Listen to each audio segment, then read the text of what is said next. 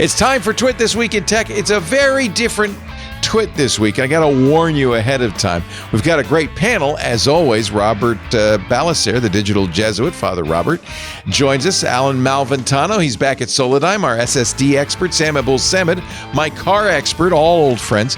But this is a special episode because we're celebrating today our 20th anniversary. The first TWiT aired on April 17th, 2005, 20 years ago.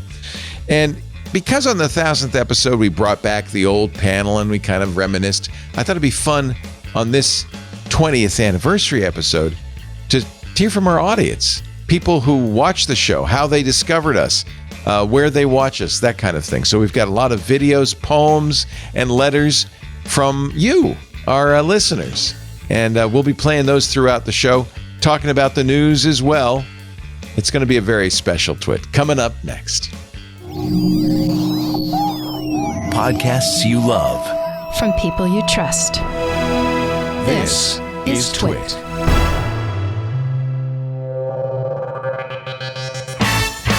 This is TWiT. This Week in Tech, episode 1027, recorded April 13th, 2025. 20 years in the can.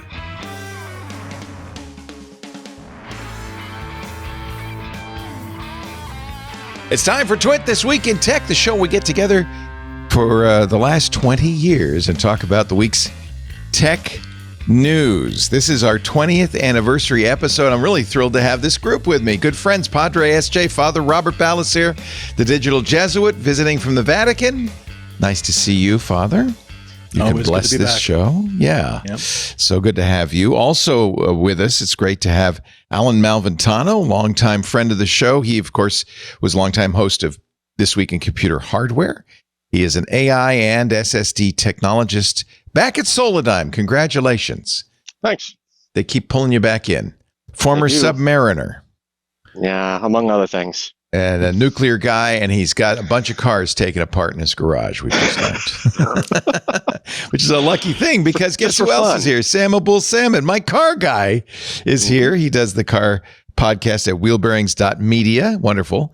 And is a VP research at Telemetry. Hello, Mr. Abul-Samad. Hello, Leo and Padre and Alan. It's great to be here. Alan, now, it's an honor to be here. I've been I'm thrilled to have all three of you. You've all been on many times. I had said Patrick Norton was going to come on the show, but I guess Alan, you strong-armed him. You tried to get your former tried. host. He's I think something about an archaeological dig and his garage. Patrick is famous for having done this show in so many places, including under a car. Yes. In the early days. So anyway, I would have loved to have him on, but I understand these things happen. We did on the 1000th episode have Patrick on with a bunch of other old timers, the original hosts. The only one we haven't been able to get on is Kevin Rose, who said, I will be in the air on Sunday. He's traveling like crazy. He and Alexis Ohanian are restarting Dig. Former frenemies. Of course, Alexis Ohanian, the founder of Reddit. Kevin started Dig many moons ago. Didn't he lose a house? Yeah, sadly, his house burned down in the Pacific Palisades fire. In the fires, yeah. Yeah.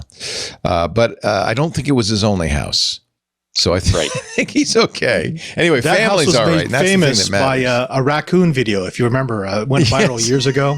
Yeah, the raccoon attacked his dog and he threw it down the stairs. I thought that was in San Francisco. Yeah, no, this was a new house he had recently moved into, sadly.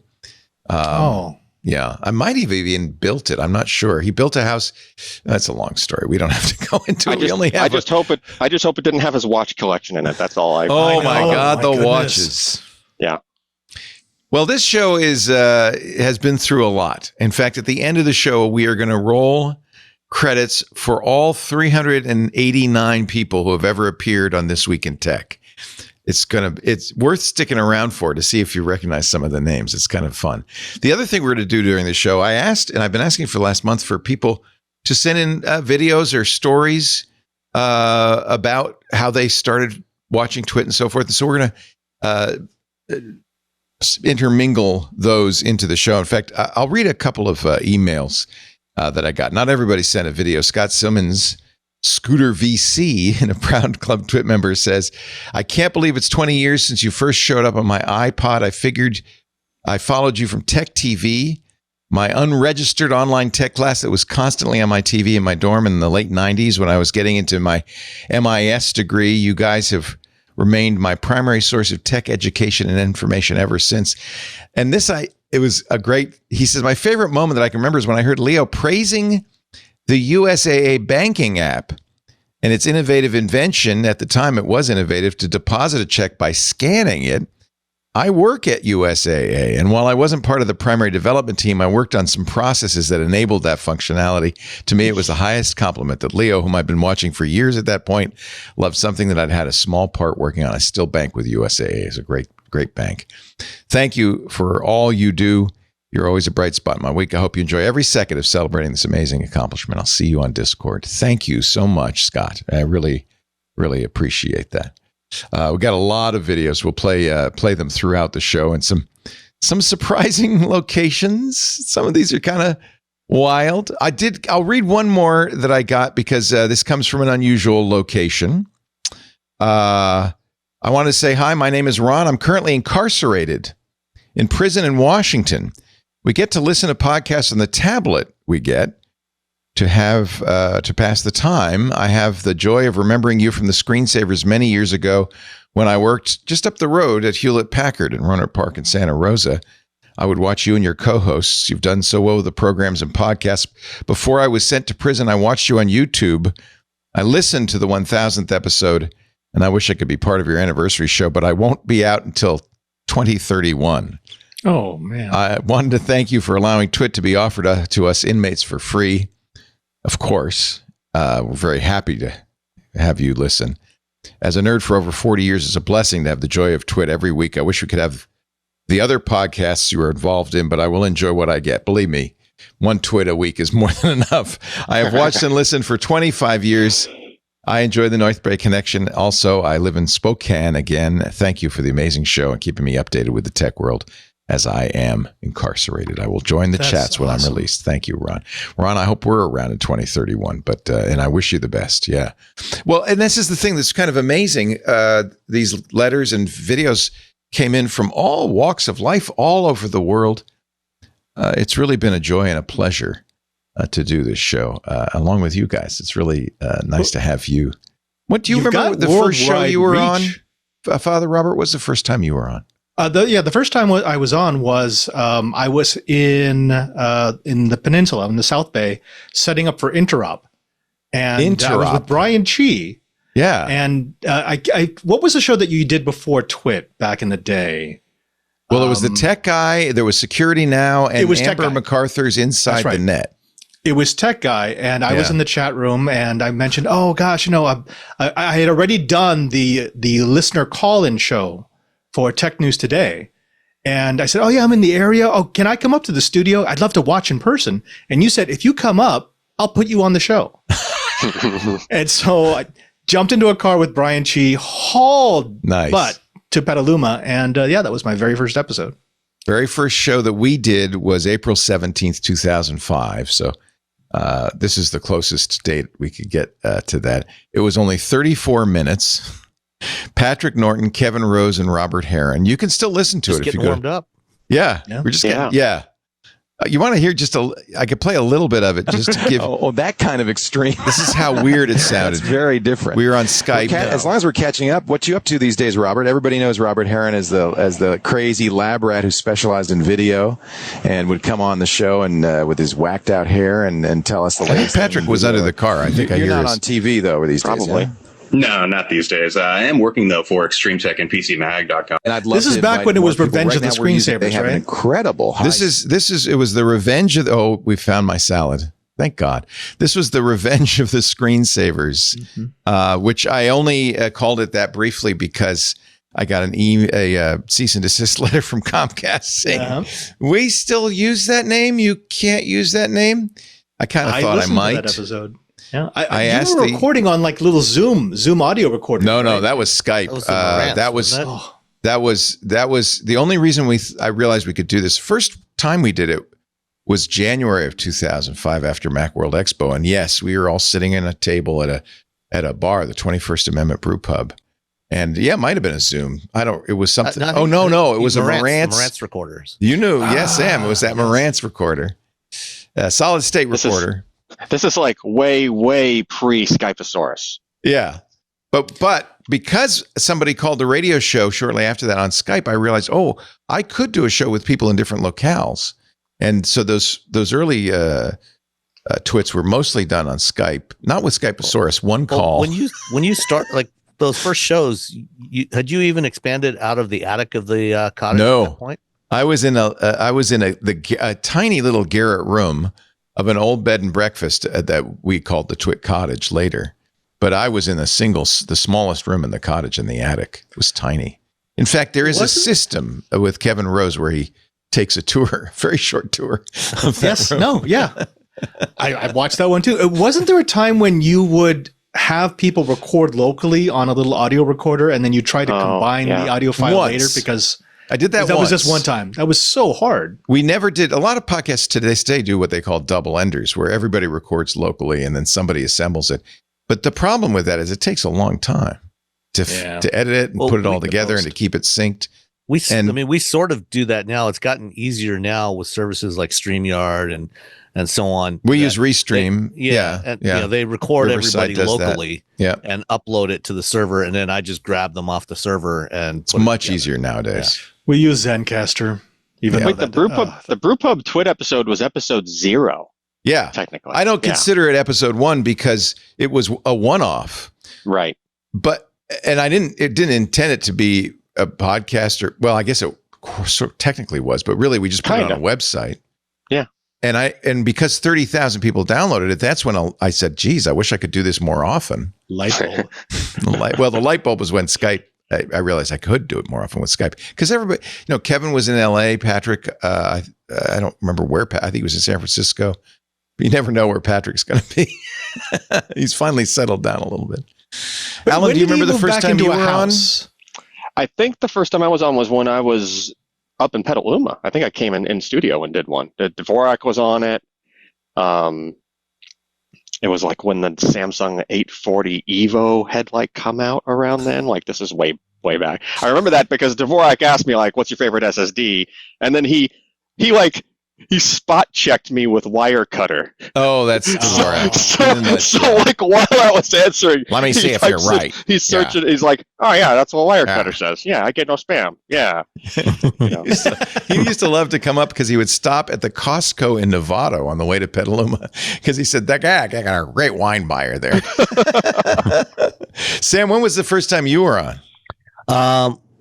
My first time on the network was in January 2011 at CES, because you and I first met you in 2010. Yeah, when you were at the Maker Faire in Dearborn. Oh yeah, in Michigan. And then the following January, I was working for GM, and we did a segment with the GM Envy Concepts at CES. Was it CES or Comdex? CES. It was at CES. I remember that. And then I wasn't actually on Twit, I think, until 2014, by which time I was, I had shifted away, and I was working as an analyst at that point. So I think it was sometime in 2014. You were a regular on the radio show, of course, for many, many years, for a long time. Yeah.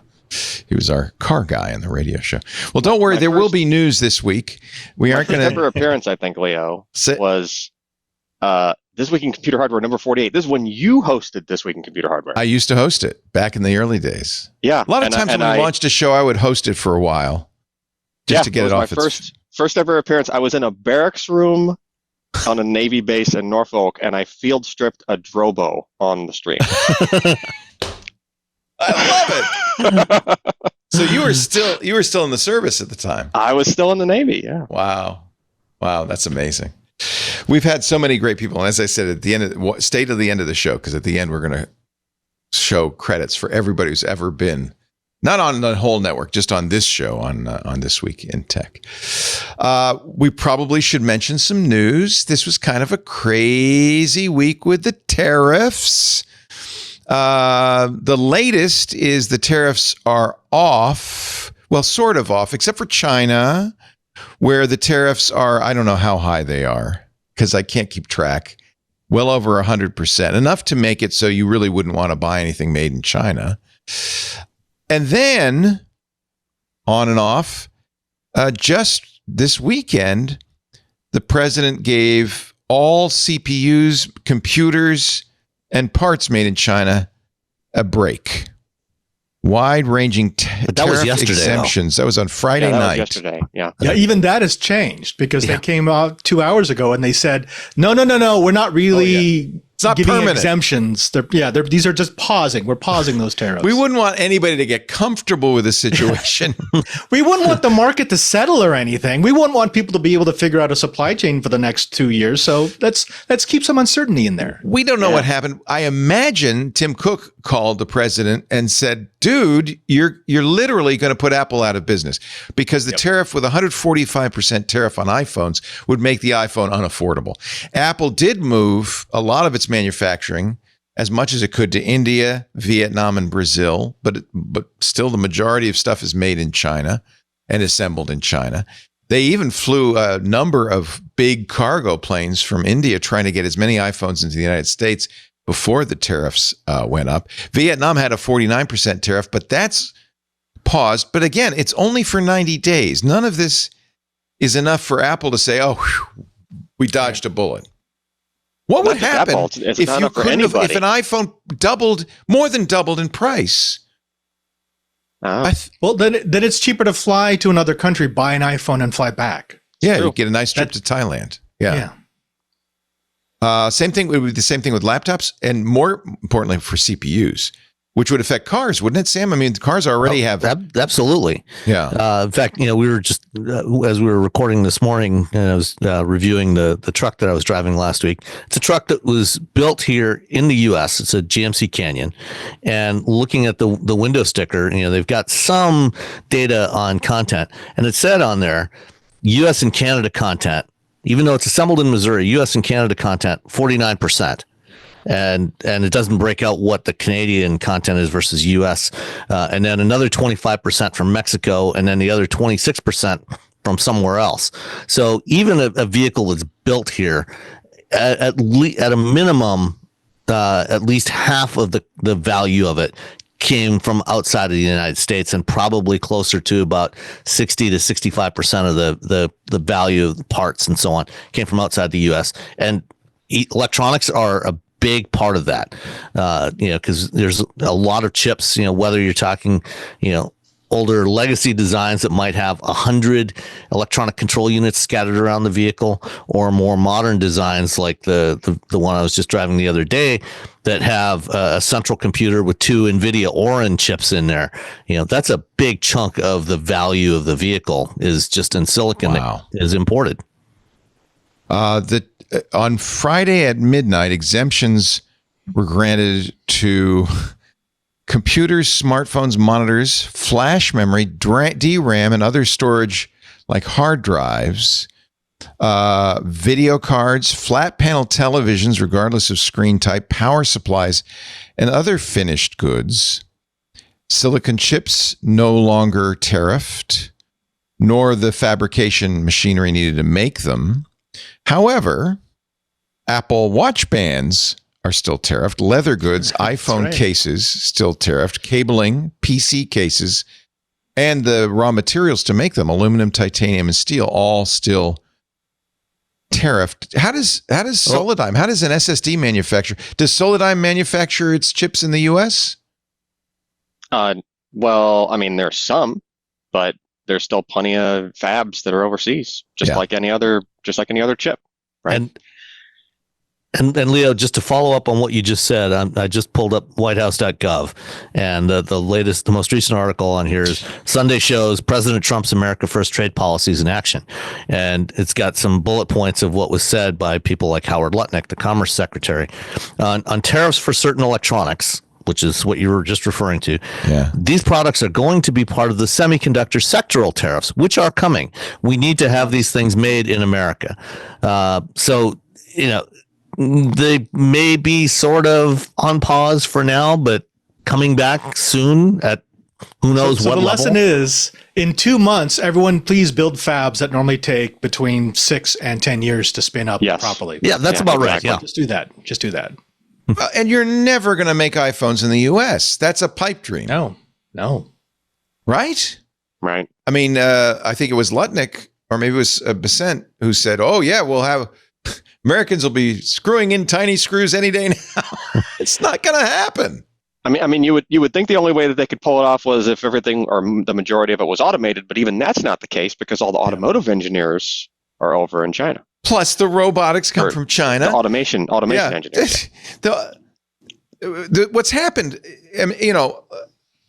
whether you agree on the idea of tariffs and whether it makes sense economically, is we've been living in a world where it was essentially a free trade world for a long time.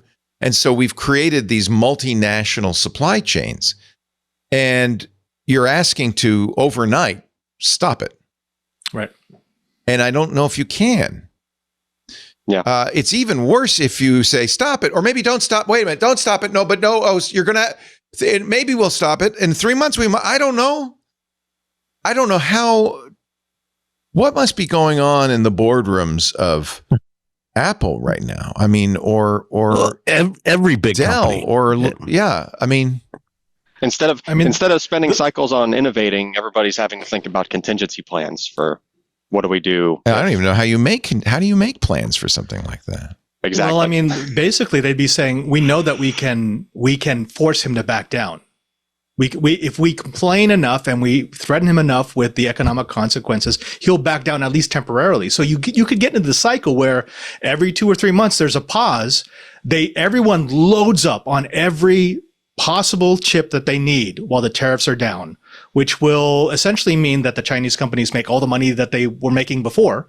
So there's no effect to them and there's no reason for them to negotiate.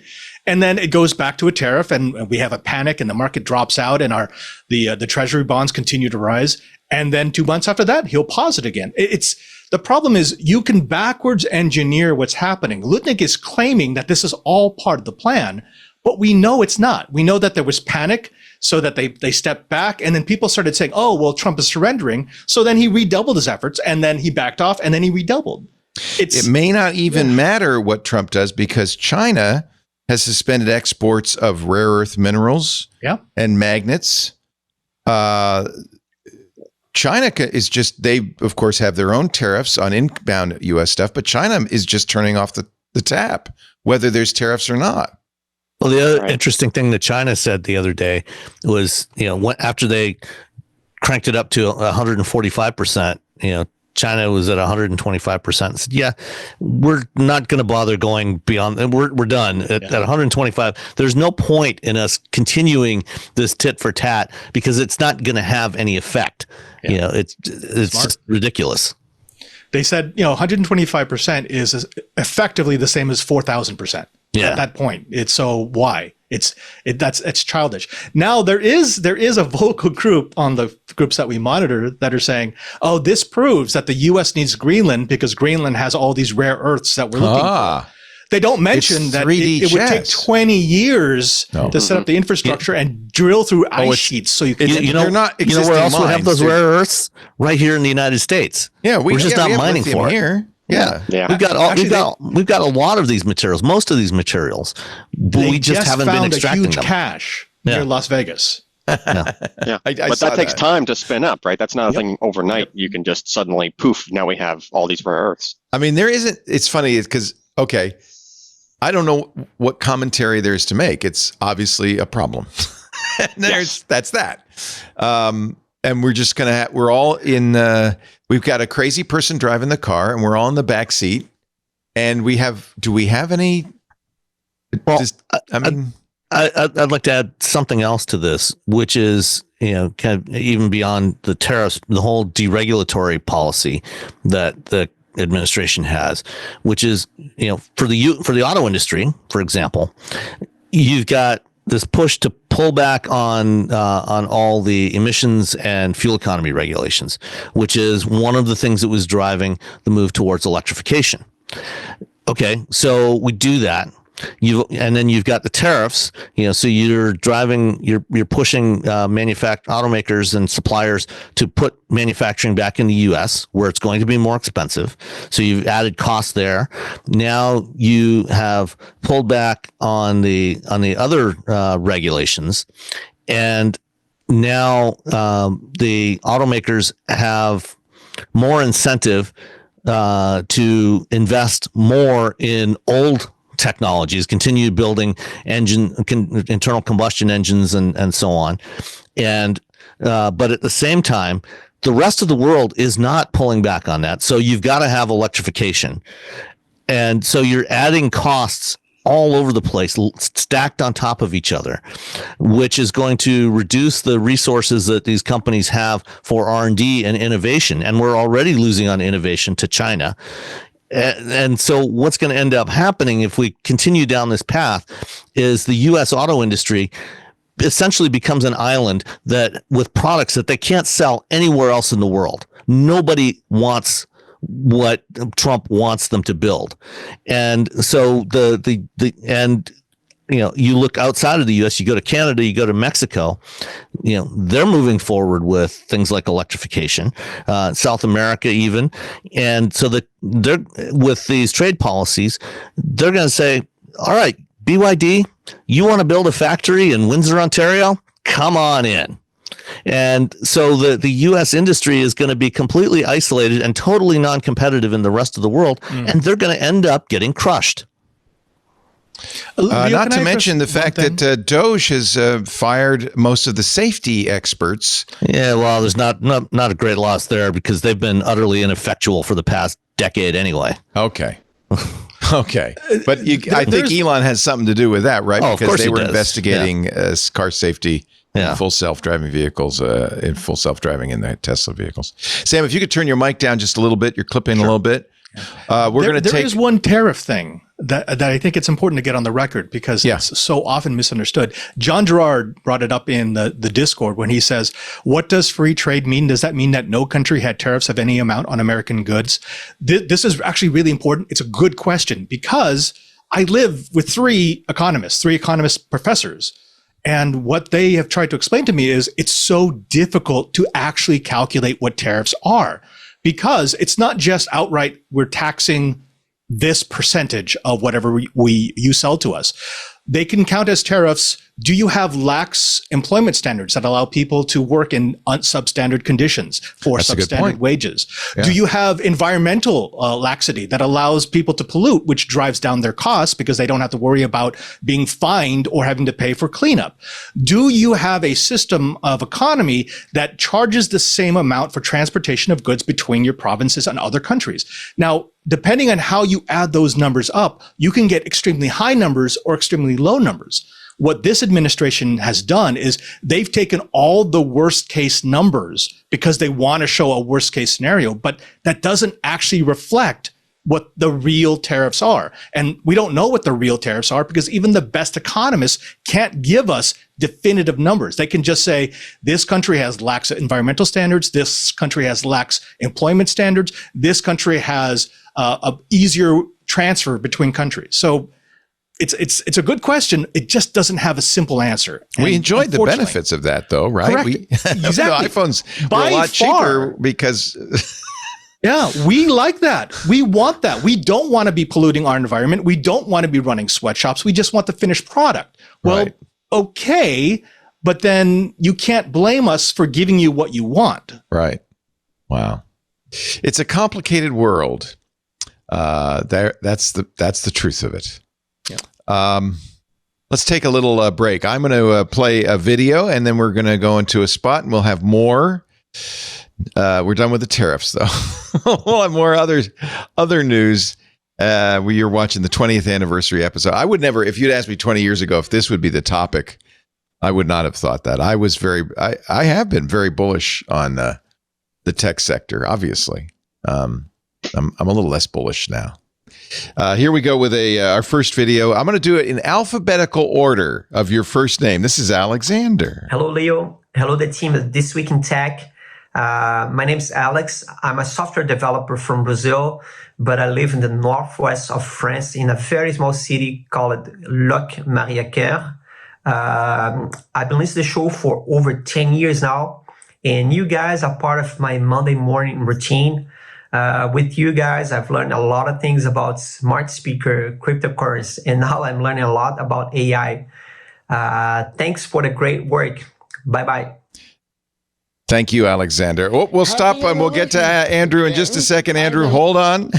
We're going to have more. Whoa, what was going on there? In just a moment. Well, it segued to the next video. I have put it all into. Thank you, VLC. We were trying all different ways of playing this. Turned out VLC was the best way to do it. We're going to have more with This Week in Tech in just a little bit. Our great panelists, Alan Malventano, now back at Soul and Dime. Congratulations, I guess, right? Yeah. They made you an offer you couldn't refuse. I'm glad to hear it. It's great to have you. Making the SSDs faster, the usual. Yeah, this the usual. But I see this AI. Are you doing AI too? Yeah, so I went to Phison for a year and worked on a bunch of AI-related SSD products or projects, and turns out that that's also one of the things Solidigm was looking for, so it came in handy. It's good to have some skills in this day and age. Congratulations. Yeah, as it turns out, it's handy to offset some GPU VRAM with some SSD capacity in some cases, because GPU VRAM is kind of pricey. Yes, absolutely. Mm-hmm. Also, Sam Abul-Samad, who has recently changed jobs. He is now an analyst at Telemetry.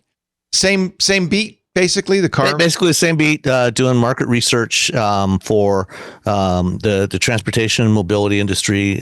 We just published our first market forecast report last week, and doing advisory work with a number of clients. So, same kind of stuff, but no longer being censored by my employer. Oh. We'll talk about GuideHouse. They were in the news, as a matter of fact, in just a little bit. Your former employer, also, but you can recuse yourself from that conversation. I'm sure. No, I'm happy to talk about it. Oh, good. All right. After all, they are my former employer. Yes. Then there's Father Robert, who responds to a higher authority. You will not be changing still working jobs. with AI, so yeah, well, there you go. There you go. It's great to have all three of you. Thank you for joining me on this 20th anniversary edition. Our show today brought to you by ZipRecruiter. They've been with us for many a year, both as an advertiser, but also as the company we used to do hiring. You know what speed dating is, right? If you're the owner of a growing business, what if there was a speed dating like feature for hiring? In other words, you could meet several hundred interested qualified candidates at once, all at a designated time. It kind of is. It's called Zip Intro, and this is brand new from ZipRecruiter. You can post your job today and start talking to qualified candidates tomorrow. Right now, you can try Zip Intro for free at ziprecruiter.com/twit. Zip Intro gives you the power to quickly access excellent candidates for your job. And it's kind of like speed dating. You do it via back-to-back video calls. Now, you, of course, pick the candidates. You pick the time. And Zip Intro does all the work of finding and scheduling qualified candidates for you. Then you can choose who you want to talk to and meet with great people as soon as tomorrow, right? It's so easy. And by the way, when you're, down a person, you maybe do want to do this tomorrow. I want to hire somebody fast. That's what ZipRecruiter is all about. Enjoy the benefits of speed hiring with the new Zip Intro, only from ZipRecruiter. Rated #1 hiring site on G2. Try Zip Intro for free. The website is ziprecruiter.com/twit. Again, that's ziprecruiter.com/twit. Zip Intro. Post jobs today. Talk to qualified candidates tomorrow. Let me play one more video, then we're going to get back to the news. This is Andrew. Andrew? Happy anniversary, Twitch gang. I've been watching since about 2016 when Leo was still on the radio. I just wanted to say how much I've enjoyed the content and being a part of Club TWiT, and also thank you for the great product you've recommended over the years. Happy anniversary. Thank you. Oh, and we'll get to Ant in a bit. Stay tuned, Ant. Don't go anywhere. Thank you, Andrew. Really great to have you in our club. And thanks to all of our club members. We started that a few years ago when ads were a little bit lean. It's worked out really well. We're really glad to have all those wonderful Club TWiT members. So thank you for being a great part of the TWiT fam. Back to the news. Jack Dorsey and Elon Musk. This was an interesting tweet. Started with Jack Dorsey, who said, delete all IP law on Twitter. To which, yeah, interesting, huh? This was yesterday or day before yesterday. To which Nicole Shanahan, who said, I am an actual IP professional here. No, IP law is the only thing separating human creations from AI creations. If you want to reform it, let's talk. To which Jack, he amplified a little bit, said, creativity is what currently separates us, and the current system is limiting that and putting the payments disbursements into the hands of gatekeepers who aren't paying out fairly. And actually, this is something as provocative as that tweet is. This is something even Cory Doctorow has been saying for a long time, is that copyright only favors really the publishers, not the creators. It's the publishers who wanted copyright in the first place. Can you imagine, though, a world without IP protection? He's kind of dipping into patent trolls, too, there. Yeah. Yeah, patent trolls, another problem. Elon Musk, by the way, responded with 2 words, I agree.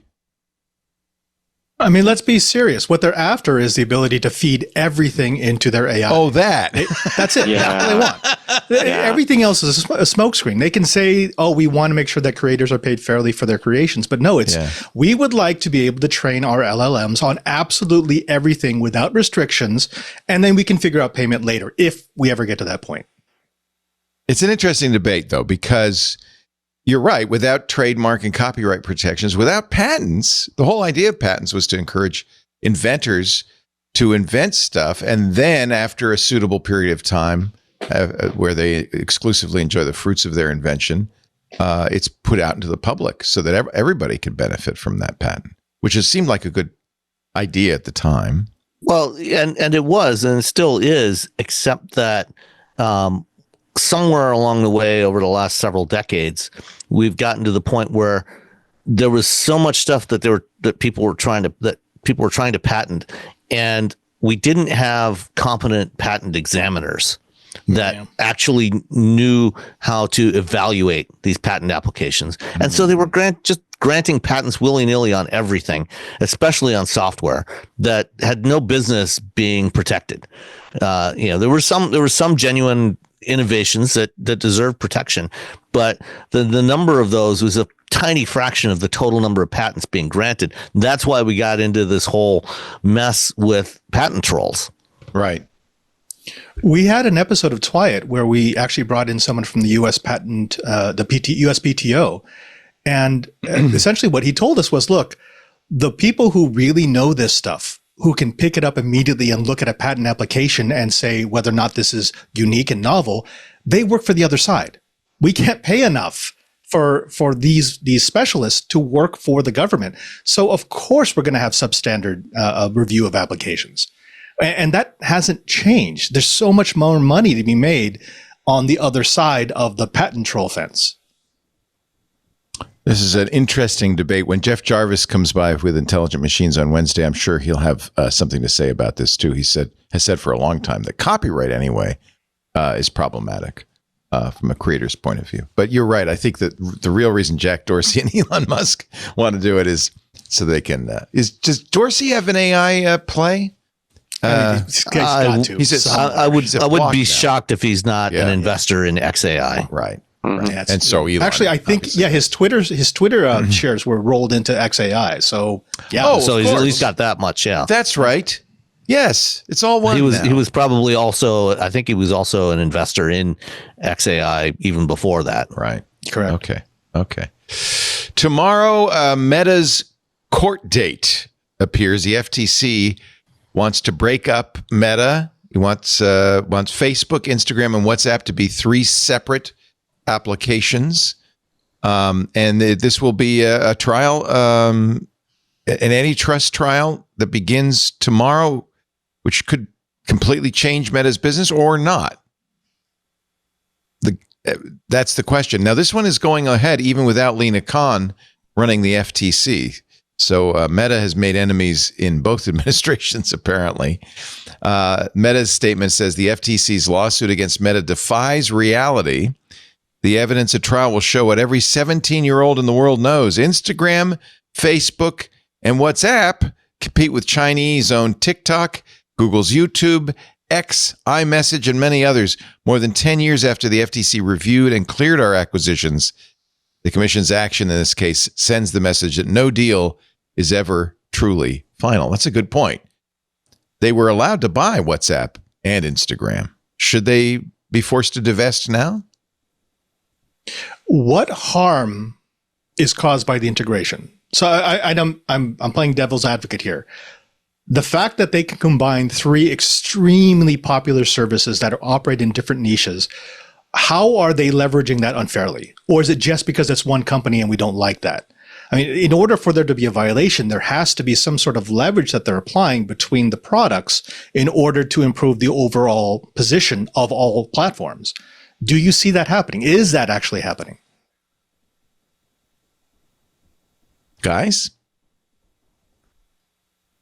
Yeah, it's a very hard question. I mean, I would like it to be broken We up. also, in the U.S., we don't have a good handle on how powerful WhatsApp is. You do in Italy, though, right? Oh, gosh, yes. Yeah. It's the default here. Everyone uses it. Outside of the United States, it is pretty much the default. Is it now? The rest, yeah, outside the U.S., yeah, Africa, Asia, Europe, it's all WhatsApp. Apple Messages is pretty much Signal. Yeah, Apple Messages is pretty much a U.S. centric thing or North America centric, and Signal has gained a bit of traction over the years, but but WhatsApp is really the one, and because it supported things like group chat a lot earlier and a lot better than other services. But the question is, because I don't see it on this end, does WhatsApp then drive traffic to Instagram and probably not Facebook? Probably Instagram not, right? drives traffic to Threads, but that's kind of de minimis. Right. I mean, who cares? So right? it'd be hard to prove the harm unless you're saying, oh no, they're using the fact that WhatsApp operates with Facebook to hurt platforms like X and Blue Sky. And you'd have to agree that there is plenty of competition for WhatsApp and for Instagram. Is there any competition for Facebook? No, not really. No. But who uses Facebook except old people like me, right? I've been pushing Signal. I've been telling people if you sign up for a Signal account, there's a less than 0% chance that you'll get U.S. secret military war plans. So I mean, that's a join the group. Push. Yeah. The judge hearing this it's a bench case. It's not. There's no jury. The judge hearing it is actually an interesting judge. He's also hearing the Venezuelan case, the deportees to Venezuela case, Judge Boasberg. It's unclear what the Trump administration, remember, Mark keeps going to the White House in Mar-a-Lago. He's made multiple trips, Mark Zuckerberg. It's unclear what the president himself thinks. Zuckerberg donated $1 million to the inaugural committee. He has agreed to pay Trump $25 million. The president sued Facebook and Instagram for being suspended after January 6th. They settled. Facebook settled that in a clear attempt to kind of curry favor with the president. Unfortunately, I but think so far the FTC is pursuing it aggressively. Sorry?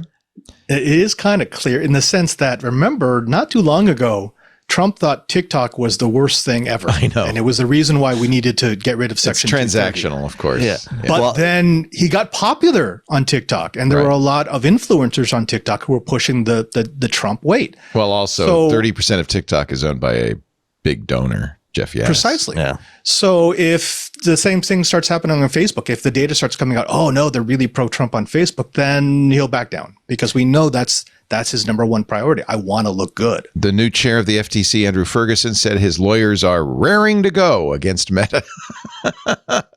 But he also said at that same time, I will obey lawful orders from the president. So in a way, he's leaving the door open for President Trump to... one thing to remember is that one of the early executive orders of this administration was that the DOJ would no longer prosecute cases under the Foreign Corrupt Practices Act. Correct. Which effectively is make bribery great again. Right. You know, I mean that in my prior job, you know, we had to go through regular online training courses, and one of the ones that we had to do at least once a year. Actually, I think over the last several years, I ended up having to do the same course like twice a year. Was the Foreign Corrupt Practices Act, because you weren't allowed to give or accept bribes in exchange for business. When I worked for Premiere on the radio show, even then, Clear Channel, which was the owner at the time, would say, here's what they would have little quizzes like, Joe is trying to get his goods through the port of Frankfurt, and he wants to give the port director $1,000 to help things along. Is that okay? And of course, you're supposed to say, no, of course not. That's bribery. Well, not anymore. Yeah. Well, it'll be interesting to see. At this point, it's kind of breaking up Meta doesn't seem like a big deal. Remember, the government also is talking about breaking up Google. But they can demonstrate a harm. So the connection between the browser, it's easier for that. Yeah. It's easier. It's easier to show that, they're leveraging something bad here. With Meta's properties, I mean, yes, they have cross-posting, but I don't see how they're hurting competition by having those three. They are incredibly popular, but they're not stifling competition. At least between Facebook and Instagram, maybe not so much with WhatsApp. They do share the data that comes through those, and they use that as part of their ad targeting algorithms. And so it does amplify a lot of what they're doing with the ad targeting, and at least in theory, makes that more effective. It allows them to get higher prices for the ads in much the same way as what Google does, across their various properties with advertising. Yeah. In a completely unrelated story, when you go to see the new Megan movie, M3GAN, you will be encouraged to interact with the evil doll via a Megan chatbot. Meta is launching its Movie Mate technology with a screening. This is just what you want in the theater, allowing moviegoers to second screen during the film to access exclusive content, trivia, and behind-the-scenes info in real time. This is fantastic, Leo. I love this because I needed a really good reason to never go to a theater. Never again. Unbelievable. Yeah. If I wanted to be watching a movie with a bunch of people looking at their phones, I'd go to my parents' house. I don't mean that's not what I want in a darkened theater. Good answer. Good. Unbelievable. We got so many videos, and I'm going to try to play as many as I can. But this was one video that brought me, brought me a little bit to tears from a dear friend. Ant? Oh. Hey there, Chief Twit, Mr. Leo Laporte, Miss Lisa Laporte, and the entire Twit family. Hope y'all doing okay. I wanted to send in my video to say first, congratulations and happy 20th for everyone there at Twit. And also just to say thank you for everything that you and the family has done for me and my family. Before ever becoming an employee at Twit, I let it be known that I was a fan. And, yes, the economy went to craptastic and everything changed and I'm no longer there as an employee of Twit, but I am still a fan. I still watch the shows regularly each and every week, whether I agree with the stuff that's discussed or not. It's nothing but love and nothing but respect. And I appreciate everything that you all have done for me, as far as the experience that I gathered there, that I still find useful to this day. As far as how I used to watch Twit, I remember watching it just on an old CRT computer monitor back in the days in the early 2000s and just waiting on that RSS feed to update. Of course, now that's changed to watching it via the YouTube feed on my big screen TV. And when I was thinking about watching it back in the days, it reminded me of one of the first times that we met. Actually, it was the first time that we met in person here in Petaluma, when the whole family came out. When we got together to meet for dinner, Queen Pruitt says, "Oh, you're the white-haired guy on the screen that he's watching all the time." I'll never forget that because she was just as genuine as she always is. And the look on your face, you just laughed. And it was a really good time. It was. And again, nothing but love for you and the whole TWiT family. So, yeah, feel free to stay in touch. I will continue to watch the shows like I normally do and continue to do whatever it is that I'm doing as a full-time creator. Again, happy 20th to you. Here's to many more, as long as you want to, Mr. I'm going to retire at some point. Thank you, Aunt Pruitt. And I have very fond memories of that barbecue we had with the Hardheads and the Queen, and it was so much fun. And I miss you, Aunt. I see you. Of course, he's in the Discord right now, member of our club, and we just miss him. And I have fantasies someday if we can raise enough money with the club to bring Aunt back, and a lot of the people we've had to leave behind along the way. It's not an easy thing running a business, as you might imagine. We will have more very, very kind videos from a whole bunch of people. All right, let me do one. I got to do one more video, because this one is, well, an unusual place. Watch. Here, let me finish. Hi Leo, Chris here, Club TWiT member and listener since I think late 2005 when I got into podcasting.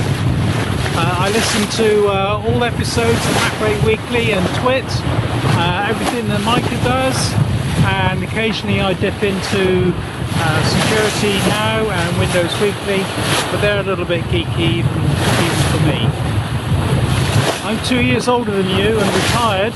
As I was coming up to retirement, my wife was worried that I'd just vegetate in front of a computer monitor, so she suggested we started sailing. Well, we'd already been sailing for a little while, but now we've been sailing continuously around the world for 3 years. In fact, right now we're sailing past French Guiana, Devil's Island actually, where Papillon was imprisoned for, I think, 13 years. And in 4 days' time, we'll be in the Caribbean and we'll have completed our circumnavigation. Anyway, I wanted to say congratulations on 20 years of podcasting and TWiT and MacRate Weekly. I've listened to most of the episodes and enjoyed them all. Of course, with Starlink nowadays and high-speed comms, I know you like travel. You could buy a boat as well, put Starlink on it, and do the next 20 years. Don't tempt me. Cheers, Leo, and all the team. Thank you. It's so great to hear from you, Andrew, on his boat next to Devil's Island. Amazing. Actually, that was Chris on that. Thank you, Chris. All right, we can now do some more news. We have so many very thoughtful, very kind videos. I thought it'd be fun to do a clip show, but not clips of us, clips from our viewers and our family, really. And it's really fun to see all of those people. As long as we're still talking Trump, I cannot resist this one. We are big fans of Christopher Krebs. Oh, no. Yeah. Very smart guy. He was the head of the Cybersecurity Infrastructure Security Agency, CISA, during the last Trump administration. He made the mistake of saying that the 2020 election was free and fair and was, in fact, he said, one of the most secure elections in American history, which caused some enmity, I think, with the president. Trump on Wednesday signed an order targeting him for investigation by his basically pet Department of Justice at this point. No accusation of a criminal act by Chris Krebs. And he, as far as I know, and I'm a high integrity individual. This is not terrifying. investigate him for any particular action. This is, I would like you to find a crime. Find a crime. It's harassment. That's all it is. Just plain and simple harassment. Krebs works with our friend Alex Stamos at Sentinel One. Great guy, and absolutely high integrity. And this is it's more than harassment. It's really the beginning of what I fear is a kind of authoritarianism, almost a Stalin-esque authoritarianism, where people who disagree with the president are then prosecuted. We'll see if anything comes of this. It might just be an EO that does the nothing happens, right? I mean, there's very few people who have the 10,000 foot view of security like Krebs. Krebs can do it all, and we are allowing a man whose feelings were hurt because Krebs didn't go along with the party line, and he's allowing him to sacrifice expertise for loyalty. I mean, that is insidious. Once you start doing that, you end up with a non-functional government. Because if people in the government can't disagree with the party line, you don't have a government, you have yes men. Yeah, and you don't want the remaining people at CISA, and by the way, quite a few of them have already been fired. You don't want them fearing political retaliation sometime down the road for doing the right thing. Half of the full-time staff at 40% of the contractors are under the gun. They haven't been fired yet, but it is imminent. CISA, how important is CISA to our security? Extremely. It's basically the first, the last, the only line of defense we have for most of the most secret stuff that the United States deals with. Yeah. If you don't have a functional CISA, you are essentially telling all of the bad state actors, it's open house. Go ahead and do whatever you want as long as you pay lip service to one or two people in our administration, and we won't call you on it. It's such a bad precedent. Yeah. Half my Navy career was in cybersecurity. Right. Yeah. I know.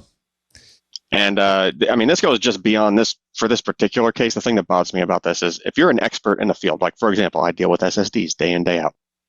If I need to make a statement about just a way that the thing acts as an expert in the field, like, I need to be able to just call a spade, whatever the case may be, right?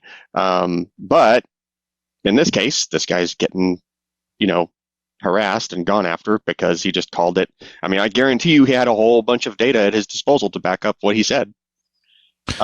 He also revoked Krebs' security clearance, which he's been doing to almost everybody in previous administrations. The irony of this is Trump had appointed Krebs as his first CISA director. Yep. He actually built the agency. NBC News quoted one CISA employee, "It's really tough. It's a really tough time for all of us right now. Every day somehow feels more bizarre than the last. It's incredibly difficult to focus on our mission." That's serious. They have an important mission. When he was asked about Krebs, Trump said he gave that line about, "Oh, Krebs, I don't really know him. I think I met him once maybe, but I don't know who he is." It's like, wait, what? That's the answer you give to about everyone who you've thrown under the bus. Yeah. It's to the point where it's almost a comedic, like, yeah, that's going to happen. If it's somebody that it looks bad if he knows them, then he just doesn't know them. And like, it's almost like a joke at this point. Krebs, you can see it acted Krebs acted fairly honorably. He declined to comment on the EO. He did on Wednesday repost to X the message he published in 2020 after Trump fired him. "Honored to serve. We did it right. Defend today, secure tomorrow." Yep. That's called taking the high road, kids. Yeah. And remember, when Krebs was doing this in 2020, he didn't say, "Oh, no, the president is lying." He didn't say, "Oh, there's so much propaganda." He said, "From my scope and the mission that I have been given, we have seen no attacks on the U.S. election system." That was it. That's the thing that hurt Donald Trump's ego. Because someone didn't even call him a liar, just said, no, I'm not going along with what you're saying. Honestly, there's an opportunity for the investigation, air quotes around investigation, to just backfire because, okay, fine, dig into it and find all of the things that he was using to justify his statement, right? And find, proof that there was in fact, no interference there or something so negligible that it had no impact. Yeah, but none of that's ever going to get published. None of that's ever going to get released. Right. So. That'll be suppressed. Yeah. Or there will be another EO investigating the people who were doing the investigation. Yes, exactly. Just it's EOs all the way down. Investigations. Yeah. It's a Russian doll of nested investigations. It really is. Trump administration is currently purging CISA's workforce. Emails went out to CISA employees, encouraging them to retire early or take a buyout package by tomorrow. A second email sent by the acting director, Bridget Bean, reiterated that offer. Trump has nominated a permanent director, Sean Planky, who's yet to be confirmed by the Senate.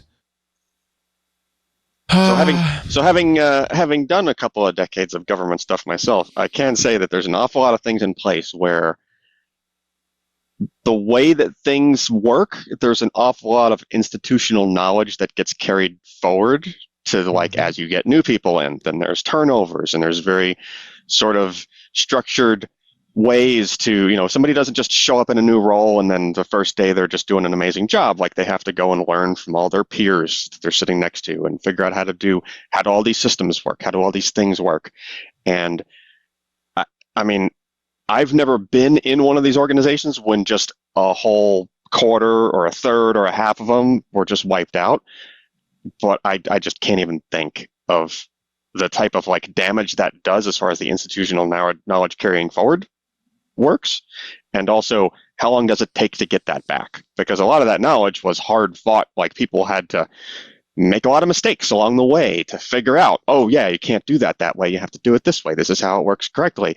And it's almost like you're starting from scratch after you do something like that. And that's exactly what you're going to have is starting from scratch, because a lot of those people, if not most of those people, even if the administration changed and somebody wanted to hire everybody back, a lot of those people are they've lost their trust, they've lost their faith in the government and in the system, and they're not going to want to come back. They're not going to want to be a part of this going forward. Yeah. Just as our allies no longer, it's going to take decades before they trust us again. Right. So because of all that churn that you caused on the front end, on the back end, all of your best people, well, they're going to go somewhere else, especially if they were in the government working and you forced them to go over into the civilian side and find work there. That they'll pay way more for. Yeah, exactly. 9 times out of 10, that's where the real money is. Those people that are working for the government, they were doing it kind of for the same sort of reason why I served in the military. You don't serve in the military to passionate. Yeah, you don't serve in the military to make a lot of money. You do it partially because you're trying to do something for the country, right? And even government workers generally, even though there are some pay grades that are, making decent money, they still don't hold a candle to what you make on outside of that sphere, right? You go into cybersecurity, especially cybersecurity. You go on the outside of the government for cybersecurity, you're making double, right? And out of those people, when you try on going back to the back end thing, when you try to rebuild the government agency, if you do actually need a government function for that whatever that thing is, whatever that purpose is, you're no longer going to get the best people or even close to it. They're just not going to they're not going to bother, right? Because why would I want to go work there when I can go work someplace that actually has their stuff together, right? At DEF CON every year, there's always some sort of presence from the NSA or another intelligence agency trying to recruit people who would be very good at this job. And the way that they try to recruit them is they acknowledge up front, you're not going to make as much as you would at a private firm, a commercial firm. However, if you've got a passion for defending the country, and that actually worked, that worked in many, many cases, right? You can't make that pitch anymore. If you come to DEF CON this coming year and you try to make the pitch, do what's right for your country, you'll get laughed out of the auditorium. Yeah. But the good news is we're making showerheads great again. And I think that is all that matters, right? How many times do you have to flush that toilet, Leo? How many times? 10, 20 times. Well, it depends how many documents are in it. Yes. You need a high flow. I'm talking about the executive order that Trump put out on Wednesday titled Maintaining Acceptable Water Pressure in Showerheads. It's something on the campaign trail he complained about toilets, showerheads.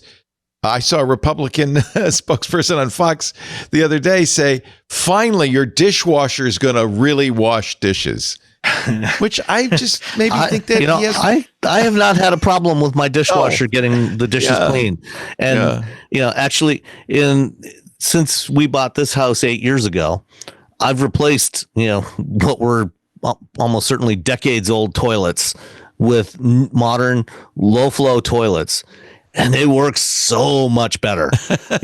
Those old toilets, those were the ones that you'd have to flush 3 or 4 times. These new ones, one flush, and boom, it's done. Does it all. To even go down that road about dishwashers in particular is hilarious, given that anyone who's watched 1 or 2 or half a dozen technology connections videos about how dishwashers work, which is, by the way, if you are on YouTube and you want to go down a rat hole for a whole entire afternoon, feel free, right? But they use just a few gallons of water. Yep, it's amazing. They use almost no water. Yeah, it's amazing how they're able to clean. So it's not even a flow issue. So where you usually hear the complaints from a person who probably doesn't need to complain about it, but like Showerheads flow. I feel like President Trump has never once loaded a dishwasher, there's no a dishwasher, way. He's probably never even seen a dishwasher. I don't even think he has. I think it's because he doesn't realize that a dishwasher is a machine. He thinks it's actually an immigrant that you've hired. Yes. It's a guy named Jesus. Yeah. It's just bizarre, but anyway, you can only laugh. What else? You can kind of track back the genesis of a lot of these really weird EOs.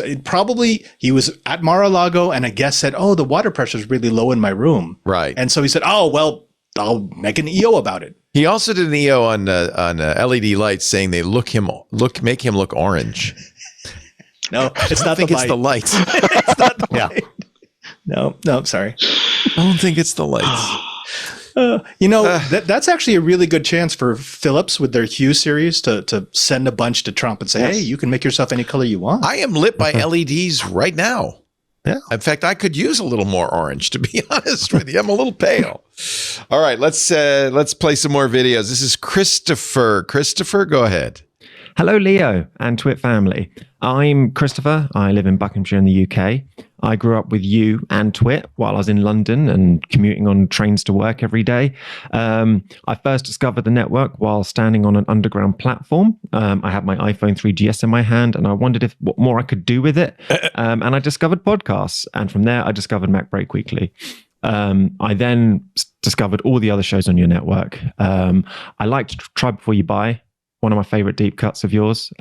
Please bring it back. But I'll forever be sad that I never got to visit the studio. That was on my bucket list whenever I go over to the West Coast. But I do look forward to the tour that you said you were going to do. So please make sure you do that and come over to the UK and I'll be the first to buy a ticket and I'll be the first in line. Anyway, thanks for everything. Thanks for sharing your knowledge. Thank you for keeping me company on my commutes, my marathon training runs, my cleaning the house, and all the things that you do while you're just consuming a podcast on a day-by-day basis. You give me inspiration on all of my endeavors, and I'll forever be grateful for that. So take care, and I look forward to the next 20 years. Thank you, Christopher. Hey, do you remember Know How? That was a great show, Know-How and Mr. Before You Buy. I love Before those You shows. Buy. Yeah. You were the host of Know How. You did a great job. I missed those. Yeah. Yeah. I just want to piggyback on that. You have no idea how many things I have accomplished while listening to things off this network. That's the best thing about podcasts. You don't really have to listen to them. You can just have them on in the background. Well, both things that I've accomplished and things that I've learned from the various shows. Right. I mean, there are so many things that from listening to conversations that seemingly unrelated to what I do. It's like, oh, that's a good idea. I can use that over here. And there's so much that I've learned that I have applied in my various jobs in my career over the last 20 years. It's been amazing. Yeah. Which is why I don't listen to any of the true crime podcasts, because I already know how to successfully murder someone. I don't need I don't want to learn that. Podcast about it. Yeah. I don't want to learn that. Here's another one. This is Henry. Henry, go ahead. Hey, Leo and gang. This is Henry from Abbotsford, British Columbia, Canada, also known by some as the 51st state, though some of us up here think of that little country down there as the 11th province. I like that idea. Thought I would give you a quick history of my discovery of twit.tv. Before we start, no, that's not a shrine. I'll get to that. So it was the middle of the night in November of 2007, I think it was, and I couldn't sleep. So I got up, turned on TV, and here was this program called The Lab with Leo Laporte. It was filmed in Vancouver and hosted by a Canadian. Well, so I thought. You fooled me really good. Anyway, I was hearing things I'd never heard before on a TV computer show. You're just like, well, here's the latest HP color printer, and yes, it prints in color. But on this particular program, you were talking about all kinds of things that were really interesting I'd never heard before. In fact, I think that was the episode that you had the creator of Ruby on Rails. So I quickly became addicted to that. And then shortly thereafter, it went off the air. So I lost track of Leo for a few years and then discovered him at this place called the TWiT Cottage. And he was doing podcasts. Well, you were doing podcasts. So I have been an avid listener ever since, followed you to the Brick House and then to the Side Studios. And where this comes in, these guys, is I drove down to the studios for what turned out to be the last ever live recording of TWiT. And I have to tell you that not only was that a great experience, but this is a time where you'd already had to cut back, let some hosts go. Two of them were there that day, Jason and Ant. And as a testament to the quality of people you are, even though they've been let go, they both showed up. Jason was on the panel and Ant was in the background taking pictures, hugging people, just having a great time. And that was such a great experience. Well, and for dinner, and it really is a family there. I'm very impressed with what you have built and continue to. And I just hope it goes on for years and years. You're getting my little contribution every month. Thank you. In the Club TWiT. And I really hope that, is it going to be a competition between you and Steve to see who continues the longest? Let's not make it a competition. Oh, yes. And then I met I met these two guys who signed the pictures and had a good conversation with them. You're a great bunch. This is an excellent thing you're doing. I love it. So keep going. Henry. Thanks. Thank you. And that is not a shrine. I just want to make it clear. Hey, Leo, and everybody. It's just a shelf with a bunch of TWiT stuff on it. That's all. Memorabilia. It's just memorabilia. It's just memorabilia.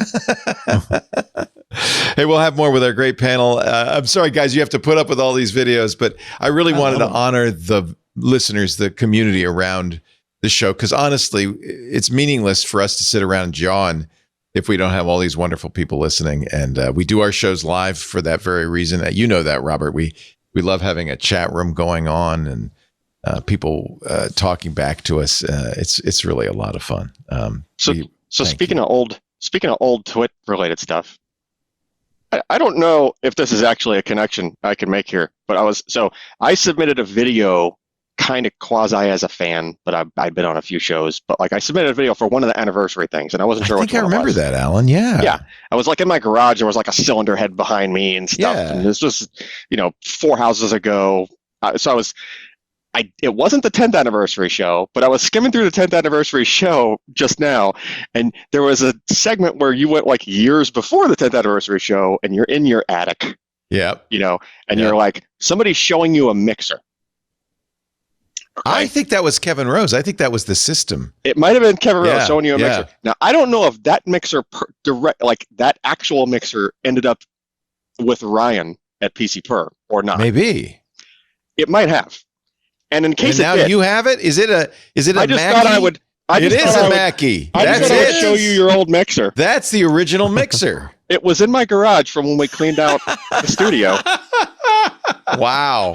So that was the mixer that we started.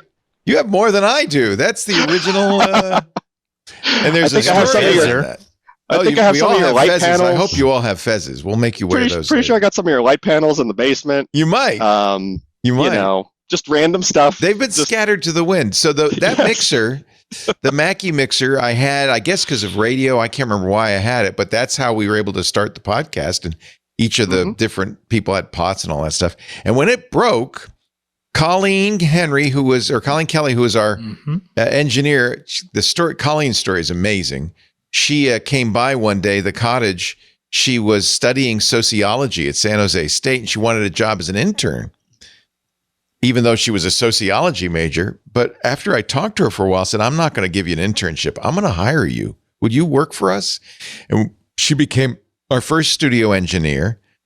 And when that board broke, she took it down to a little place down in San Francisco where a guy named Burke McQuinn was working. And Burke fixed it. Do you remember this, Burke? Her fault. Yep. And Burke did such a good job. Colleen came back and said, this guy Burke, he'd be good to have around because he can fix stuff. And Burke is still with us. In fact, he was over here. We invited him over for Easter, which, as most of you know, is next week. But he showed up today. So we got to visit with Burke a little bit. He says, yes, I gave that Mackie Onyx mixer to Ryan. So that is the one. So this is it. Burke has validated it because you have it now. So we have the provenance confirmed. I have the TWiT history. Yes, the lineage. Confirmed. Save this video, so if anybody asks, you can say where it came from. That's awesome. Oh my That's goodness. awesome. And you know what? I didn't even know. It wasn't until I was skimming the video from the 10th anniversary, and I was like, that's in my garage. Oh my God, I can't believe it. I just ran out there. You had that all this time. I can't believe There it. are two things from the brick house that I really missed. The first is the MAME cabinet, that really nice arcade cabinet that we used to have. Oh, I love that MAME cabinet. Who took and that? the other one was the pinball machine. Yeah. The I think pinball Jerry took that machine one back. Yeah. was a gift from, I've forgotten her name. Jerry. Ellsworth. Ellsworth, that's it. Jerry Ellsworth was who, among other things, repaired pinball machines. She gave us that. Somebody took that when we moved out of the brick house, and somebody also took the MAME cabinet, which was a gift from a I know listener. who has the MAME cabinet. Oh, and Jerry Ellsworth made that, the Commodore 64. She worked on this. Yeah. She worked on the Commodore 64 built And she into told a you that joystick. there's a back door in there. You can get a whole Commodore Basic out of that. Did you know that? Yeah, well, it's got, if you open it up, it has like solder pads for all the other peripherals. You can She did actually that. attach them to She it. said, I wasn't going to build that without putting a whole Commodore ROM in there. Let's take a little break. We will have a lot more reminiscences. It's a clip show. We should be sitting on a couch. But anyway, and more visits from our great listeners. In fact, Joe Esposito is coming up in just a minute. This episode of This Week in Tech brought to you by a great, relatively new sponsor, but a really good one. They're all good. Love them all. ThreatLocker. ThreatLocker, though, I love because it is a very affordable way to do endpoint security, in particular, zero trust endpoint security, which is the gold standard for protecting your business. Ransomware is running rampant. Just watch Security Now. Phishing emails, infected downloads, malicious websites, RDP exploits. Don't be the next victim. We were showing on Security Now, there's a website where you can see day by day ransomware attacks. There's usually a dozen companies on there. Sometimes companies you know well that are getting bit. You don't want to be on that wall of shame. Fortunately, ThreatLocker's zero trust platform takes a proactive, and this is the key, deny by default approach. That's zero trust. It blocks every unauthorized action, protecting you from both known and completely unknown zero-day out-of-nowhere threats. Trusted by global enterprises like JetBlue, and places that are vital to the supply chain, like the Port of Vancouver. Good example. They use ThreatLocker because they cannot afford to be down. And how often do we hear about ports being attacked by ransomware gangs? Port of Vancouver doesn't worry about it. ThreatLocker shields them from zero-day exploits, from supply chain attacks, and I love this, provides complete audit trails for compliance. So it's a great choice for compliance as well. ThreatLocker's innovative ring fencing technology isolates critical applications from weaponization. It stops ransomware, and it limits lateral movement within your network. You don't want people just using apps willy-nilly. It works across all industries, supports Mac environments. You'll love that, as well as PCs. And they have 24/7 US-based support. You get complete, comprehensive visibility and control. Here's a testimonial from Mark Tolson. He's the IT director for the city of Champaign, Illinois, another critical supplier. A city, right? They're under attack all the time. Schools, cities, ports. Mark says, quote, ThreatLocker provides that extra key to block anomalies that nothing else can do. If bad actors got in and tried to execute something, I can take comfort in knowing ThreatLocker will stop that. That's what you want. Stop worrying about cyber threats. Get unprecedented protection quickly, easily, and cost-effectively with ThreatLocker. Visit threatlocker.com/twit to get a free 30-day trial and learn more about how ThreatLocker can help mitigate unknown threats and ensure compliance. threatlocker.com/twit. We thank them so much for their support of This Week in Tech, and you support us when you go to that address. That way they know you saw it here. threatlocker.com/twit. One of my favorite people in our club Twit, and I know you've seen his illustrations, his very cool pictures, is Joe Esposito. He is a graphic designer, and he sent us this video. Joe? Hey, Leo, and everybody who works at TWiT. This is the video about how I found TWiT and what TWiT has meant to me, kind of per your request. And like a lot of people, I think that the first experience I had of TWiT wasn't really TWiT. It was Tech TV. I came to Tech TV, wasn't from the very beginning. I found it right around the time that the new set was in place. I remember the new set was kind of a big deal. So I don't know what year that would have been, but I know Patrick was the co-host, and I know that the new set had just come into place. And it was a really neat channel because there wasn't a lot like that I remember on television at all. Something where, it was a lot of the kind of geek interests that, of course, now you can find it everywhere. But at the time, it was something special. And the whole channel, I remember there was just lots of really neat stuff on that channel. And it almost felt like a custom tailored television channel for me. And so I became a fan then. And I remember in probably, it was 2004. No, it was in 2004. I had come out to see who eventually would become my wife. And one of the priorities I had was, I want to see a taping of the Screensaver. So I got to actually go to I think it was at that point, G4 had already acquired it. So it was whatever the studios were called. But I went to the show and got to meet you and Patrick. And I remember the show one of the segments was about slide rulers, which I thought was kind of funny. Came to a show that's basically about cutting edge tech. And the episode I got to see was about slide rulers. Still a great show, but it was just kind of one of those irony things where it's like, oh, okay, cutting edge computers and slide rulers. All right, this is what the episode's going to be. And then at the time you hadn't announced that you were leaving the network, but it was not too long afterwards that you had said you were departing. And so I think like a lot of people, I thought, well, that's it. I mean, I don't know when I'm going to hear his voice again, when I'm going to see this type of content again. Maybe you never will.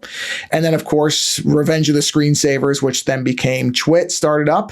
I got to go to one of the early live reunion things. I don't know if it was an official episode or not. I want to say it was in the back of an Apple store. I remember Patrick Norton was there because I helped him clean up cables, and I talked to him about kind of being from the East Coast a little bit. But I remember there were a lot of people. I think, I want to say Dvorak was there and a number of others. And like I said, I think it was in an Apple store. And then I remember TWiT started up and started getting going. And one of the things that you kept saying was that podcasting was something that everybody could have a voice in.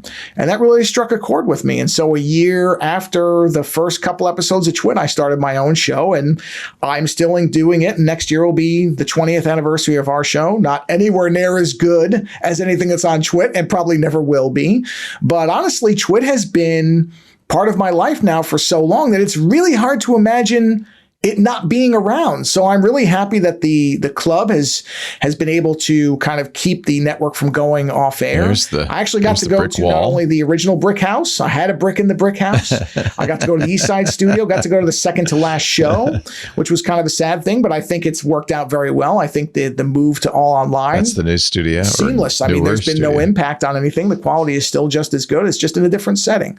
So yeah, anybody who is watching this, if you're not part of the club, you should should be, because just like so many things, thank you, Joe. Creators can only exist with your support. And, you've seen what's going on with everything. The only way to really keep something around, if you care about it, is to support it. So I'm really happy that there's a way for me to support TWiT directly.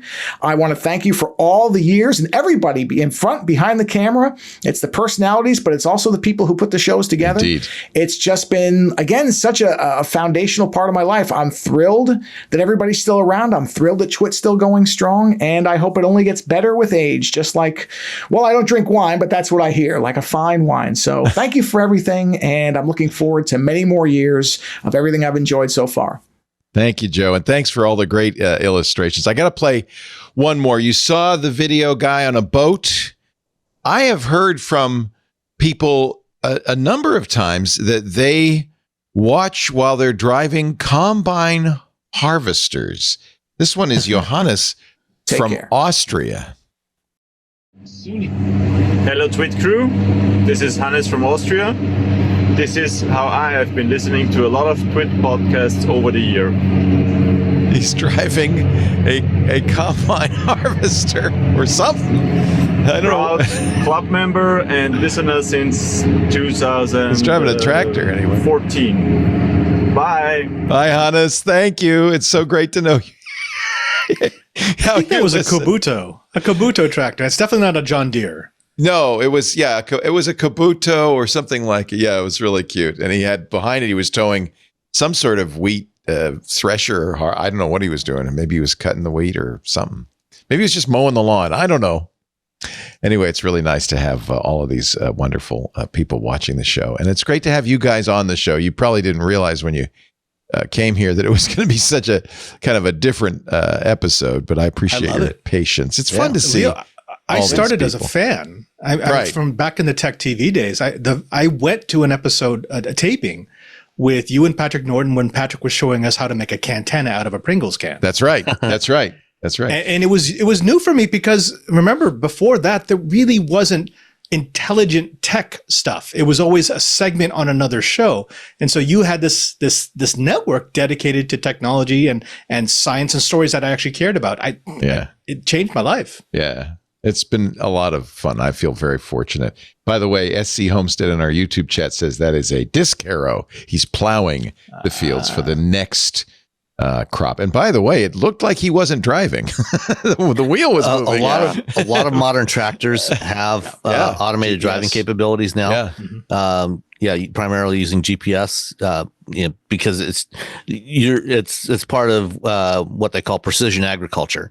Right. So they can more precisely know exactly where they're planting, how many seeds they're planting, and get just the right density of plants in there. Do they use AI really in those, or is it? I mean, they're starting to. Yeah. Some of the early ones, didn't really use that, but they're starting to incorporate that. Certainly, Deere has been a leader in this space. They've done a lot of interesting work with automation in agricultural equipment. I wish I could find it. Somebody some years ago sent me a video of him in his combine, and it was like a living room. Mm-hmm. The whole thing was completely automated, and it was a house-sized farming thing. And he says, I don't really have much to do as we ride up and down in this thing. So thank you for the podcasts. It's pretty amazing what they do. At least the last 2 or 3 years, Deere has had a huge booth in the West Hall at CES, and they have these giant tractors in there. Most of them are have automated driving capabilities, and I said all this precision agriculture capability, both for plowing and seeding and harvesting, and I'm not sure if Deere has this, but there are companies that have developed stuff where, as they go through the field, as the vehicle drives through the field, they're using AI and vision systems to look for weeds, and then using lasers to zap the weeds. Yeah. It's amazing. So that way they can dramatically reduce the amount of pesticides that they need to use because they're literally just zapping the weeds as they go. Here is this is the Deere booth at CES. Yeah. Here's the giant harvester that we were talking about, and the operator really is there just to Padre. You have the one with the big triangular tracks on it. Yeah, Padre. Oh, there you go. Look at that. See. Wow. I think I've got a picture of it. Oh, this was my favorite. I love this big one. Trucks. Oh, yeah, the big dump truck, the Caterpillar mining truck. This was actually one of the first commercial applications of automated driving technology that came out of the DARPA Grand Challenge program. So after the DARPA Grand Challenge concluded in 2007, a couple of the leaders of that program, Chris Urmson and Brian Stileski. Chris was the overall team leader from Carnegie Mellon that won the DARPA Urban Challenge in 2007. And Brian led the software effort on that. They went to work with Caterpillar and worked on deploying automated driving systems for these giant mine trucks because they're so difficult to drive and it's very dangerous. Chris stayed there, I think, about a year and a half, and then moved over to join Google to start the Google self-driving car project, which is now Waymo. And I thought his name sounded familiar. That's interesting. Brian stayed another year or so to complete the project at Caterpillar. These were first deployed commercially in 2013. There are about 550 of these trucks, these autonomous mining trucks, in service now on 3 continents around the world. Do you remember in the early days of the DARPA Grand Challenge, the cars would go 6 feet and go right off the. Yep. We used to watch it and laugh and say, "Oh, you're never going to get these things to work." And that's I always remember that when people say, "Oh, we'll never have full." You've said it yourself. We'll never have full self-driving. We'll never have artificial superintelligence. Things. I never thought we'd have a 4 terabyte hard drive. Things. Technology has a way of surprising you sometimes. Sam has famously said, though, there'll never be a level 5 full self-driving vehicle. And terabytes, Leo. I still stand by that. Petabytes. I don't know. I think it's very unlikely that we will get to a system that can operate fully unsupervised in all conditions. Yeah. No, I think, Alan, it was right around the year 2000 where I said, by the year 2020, we won't have spinning hard drives anymore. We'll have memory cubes with,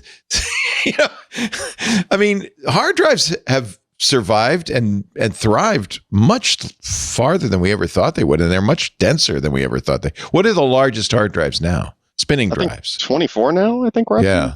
And petabytes are on the way. How about SSDs? Are they competitive? Solidigm makes 122 terabyte SSD. 122 terabyte. Unbelievable. Yeah. Unbelievable. It's a 2.5-inch form factor. It's like this. It's like this size. That's one of my pet peeves about science fiction shows, TV shows and movies, that they set the future date that someone traveling back in time from way too soon. It never makes sense. To 2049. Wait, telling me they invented time travel by 2049 or 2001? No, come on. Go further out, a couple thousand years. Well, you might need one of those petabyte drives if you use Microsoft Recall to keep track of everything you do on the computer. Recall is finally coming out with a release preview. I can't, they announced this ages ago. That first announcement didn't go too well. They announced it in, I think it was almost a year ago. People said, what? That's a security nightmare.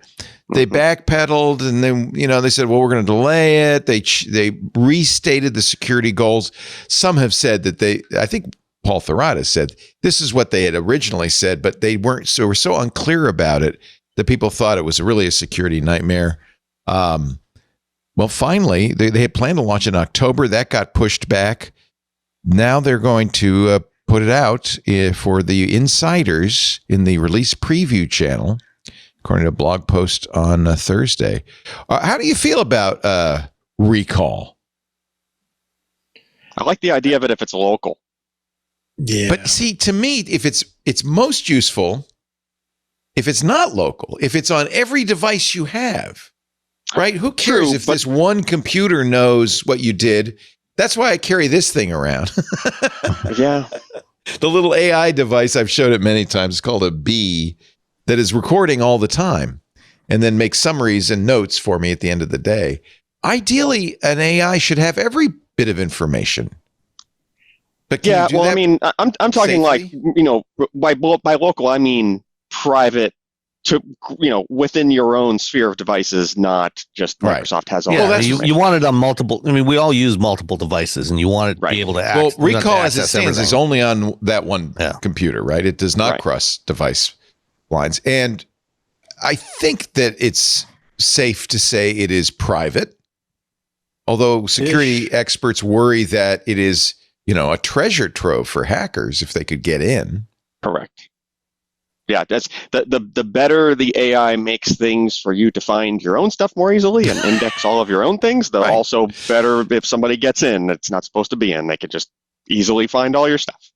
Robert, are you slathering at the chops? I am not. We are currently planning our Windows migration strategy because we've got a large chunk of the organization that does not want to go to 11. So what are you going to migrate to? So we've already started switching off some of the most critical infrastructure to Linux. We do not want to go to Apple. Wow. There's a couple of services that are stubborn. We don't have good analogs yet, but it's not about recall. Actually, I find the feature interesting. It is an interesting set of functionalities that get added to Windows. But we've been so put off by the Windows 11 experience, especially at the enterprise level, that we don't see ourselves. Come October, Microsoft says Windows 10 users will no longer get support. You've got to go to Windows 11. They'll extend that. They will absolutely extend that. Yeah, they have in the past. I think it's still greater than 80% of everything. It's increased. Windows 10 has increased from the last metric. So people are getting really upset with a lot. And part of it is just they don't want to be force-fed a lot of changes that they didn't ask for. And it seems like with every release, 11 adds something. You're like, why did you do that? Or why did you take that away, this functionality? That's just silly. So recall would actually be one of the reasons I would stay just to see how it works. It is an interesting idea. I'm with Alan. I've got a lot of privacy concerns, especially with you centralizing my data and allowing an AI to prioritize what is important. Right. But I mean, for me, operating systems are now like TVs. I'm so done with smart TVs. Give me something that's solid, that works, that is stable, that is secure, and I'll be happy with that OS for the next 20 years. Yeah, but then how are they going to make money off you in perpetuity? Right. Yeah. This is what Microsoft says in the release notes. To use recall, you'll need to opt in. That's good. Originally, it was opt out. You'll need to opt in to saving snapshots, which are images of your activity. The AIs, and they use various AIs to analyze those snapshots to extract the information from them. You'll also have to enroll in Windows Hello to confirm your presence. And that's for security so that only you can access those snapshots. Microsoft says you're always in control of what snapshots are saved and can pause saving snapshots at any time. As you use your Copilot PC throughout the day, working on documents or presentations, taking video calls and context switching across activities, recall will take regular snapshots and help you find things faster and easier. There was concern about it taking snapshots of your credit cards. I don't, in theory, I think they say, we're not going to do that. But how will they know without looking at it if they're going to take a picture of it? It just seems wasteful to me generally because they're talking about saving a bunch of screenshots, but that's the most low tech way to do it. You have. If you want to know where you went on your browser, Chrome has, Look at the Chrome history. browser has history of all the URLs you went to. It's all just, you can distill what would be, potentially terabytes worth of screenshots into just a few kilobytes worth of just metadata. Well, I think that's the theory. Do they preserve the screenshot? I don't know. Or after they analyze it, I think that, I would hope that it, ingests the screenshot and then just takes what it needs from it and then it just goes away because otherwise it's just going to be a space hog. I do remember them talking about the storage used, and it wasn't vast. Okay. But I can't remember the exact details. You do have to have a Copilot PC, which is the new standard for PCs. At least 40 TOPS in the neural processing unit, 16 gigs of RAM, 8 logical processors. To use Recall, you'll need at least 50 gigs of storage space, free. Okay. I mean, Saving snapshots automatically pauses once the device has less than 25 gigs left. You have to use BitLocker or device encryption, obviously, to protect yourself, and you have to enroll in Windows Hello, as I mentioned, to verify your identity. It's interesting. Well, I'm very curious. We shall see. You know, one of the things that was drilled into me from the time that I started was having good archiving processes. So over the last 30 years, I have a set of descriptors that I put on every file and project that I ever create. That's smart. So it makes it possible for me to go back by date or topic. Yeah, it's disciplined. So basically, Recall says, no, don't do that. I'll do that for you. Right. So if you haven't done what I've done, then Recall could be very That's useful. the same thing here. In fact, even though AI is yet to be useful enough so that the stuff captured by this bee is super useful to me, it is capturing and saving all the time. And I'm hoping as years go by, I will now have a kind of a database of things that I've said and done and agreed to, and other people have told me and so forth. It's recording my piano lessons. It's recording shows. It's recording everything. I'm hoping that will become more and more useful down the road. It's kind of an investment in the future. Is it saving all of that to Bee's servers or to your own exfiltrating this? Okay. So I interviewed the founders on our show's Intelligent Machines. So what it does is this is really just a microphone which sends to the iPhone, which does send it to an unnamed. He said the founder said it's some commercial AIs and some of our own. So he wouldn't say which AIs they use, and I think it's probably moving around quite a bit. Sends it out to them, deletes the recording though, okay? So the recording is deleted after it's analyzed. Yeah, so it just transcribes and saves. And then extracts. So I do have transcriptions of the most recent conversations that I can identify speakers, but not of the past. I don't know. The thing that I'm kind of waiting for, like I'm a digital pack rat, much like Padre is. I've tried to be as good as I can within reason and within not to go too crazy to where it's diminishing returns, but I try to somewhat organize things, but I'm kind of holding out for the local AI, for the models you can run on your own hardware to get good enough to where you basically have, the movie Her available locally. That's what I want. Right?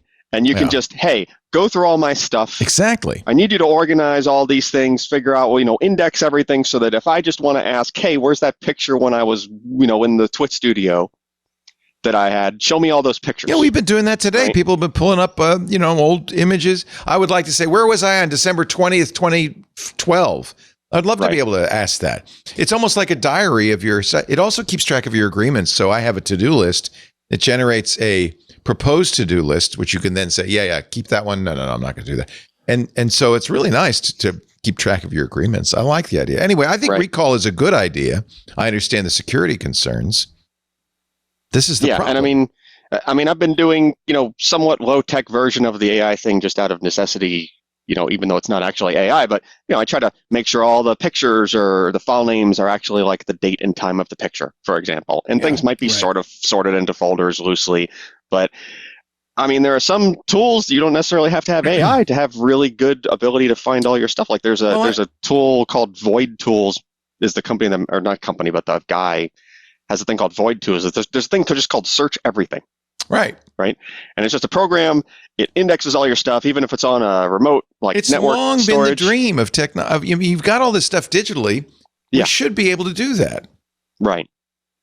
Where I would use it is if you had something that was smart enough to go through the literally tens of thousands of hours of footage I have and could write me meta descriptors of conversations and scenes. That's where I actually could use help. I could beat you on that. You want to hear some TWiT stats that have been compiled? Oh boy. Oh no. By our esteemed team. Oh, there have been 1,030 episodes, obviously. The first episode where any video exists is number 24. The longest episode which was from 2018, episode 699. It was a best of, though, so this doesn't count. Okay. Almost 4 hours, 3 hours, 56 minutes. The longest non-best of was from 2022. It was called The Whole Internet Burrito, and it was 3 hours, 36 minutes. We might beat that today. I don't know. The shortest episode, introducing iPack. Is that the compact iPack? It was 2006. It was before the iPhone. Oh my gosh. That sounds about the right. That sounds about the right time frame. Yeah. IPAQ.